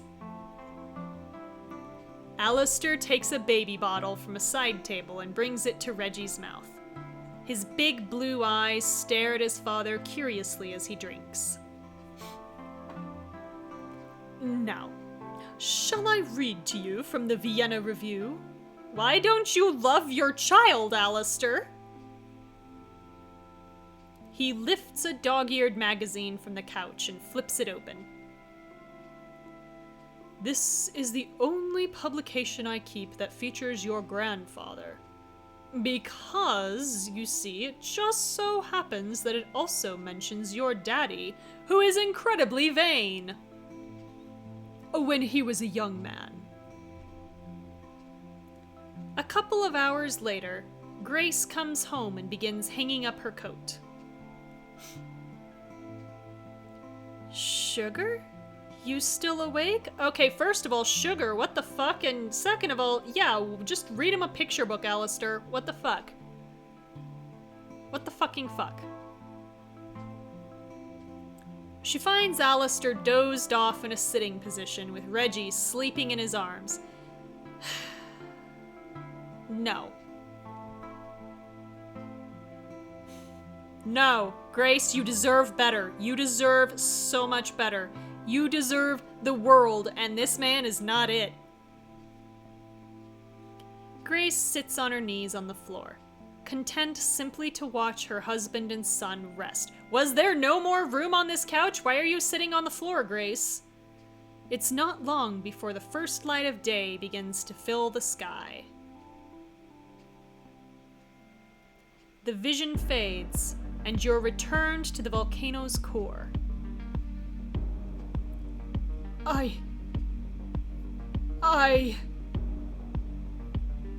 He looks at the magazine, then at Grace. Yeah, no, this is even worse than our romance with, Jake. Because, you know what? At least Jake didn't imprison us and keep us as a pet.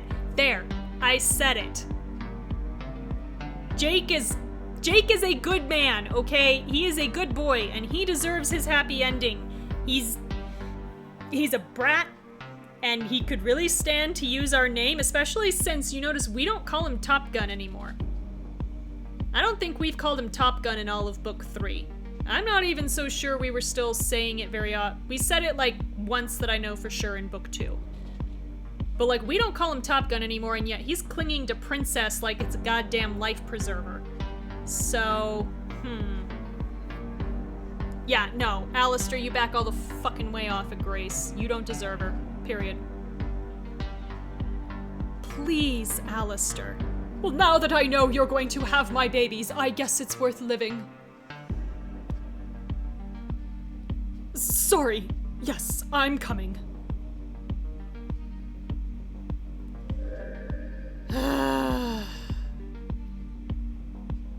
I'm not happy. But we've collected 9 of the 11 embers of hope. As the lava continues to rise, the 3 of you run to catch up with the others in the tunnels. Aleister glances back at you meaningfully. No, now you have wasted enough time. We are just running now. Fuck, he's now friends with me? No!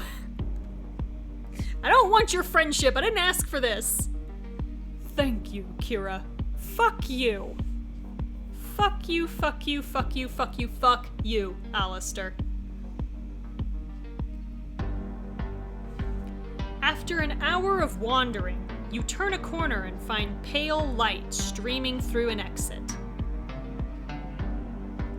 We're almost out, everyone! Oh, I'm glad you think,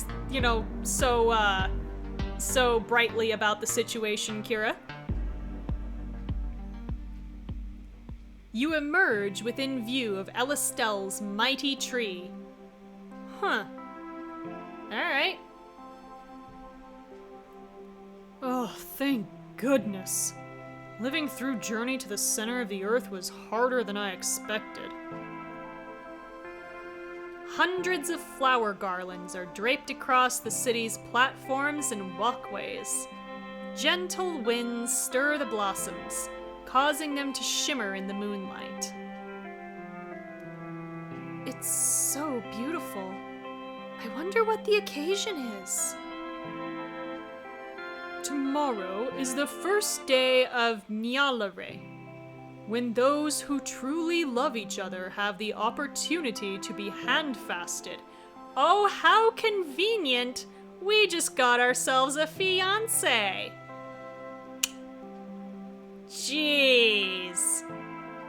I wonder what's gonna happen next week. Craig lets out an irritated groan. It's true, the last wedding we went to, someone got shot. So, you know. Oh, great. I hate weddings.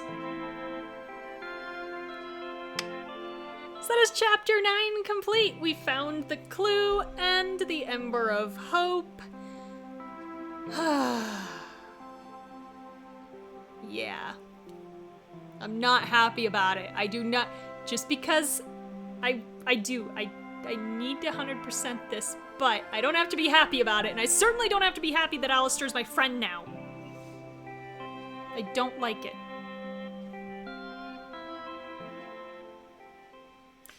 Alright, so we can restart the chapter or continue on. I will pick this up next week. Same time, same place, twitch.tv/aromanticace at 7 p.m. Pacific if you want to watch me live. And I guess we'll decide if we want to get married, so tune in for that. Also, hopefully, you know, I won't have my audio crashing 3 or 4 times over the course of a stream, but you know what? I'll take that over the entire stream dying, so thank you for sticking with me. And enjoy whatever it is you do between now and next Friday. Catch you later.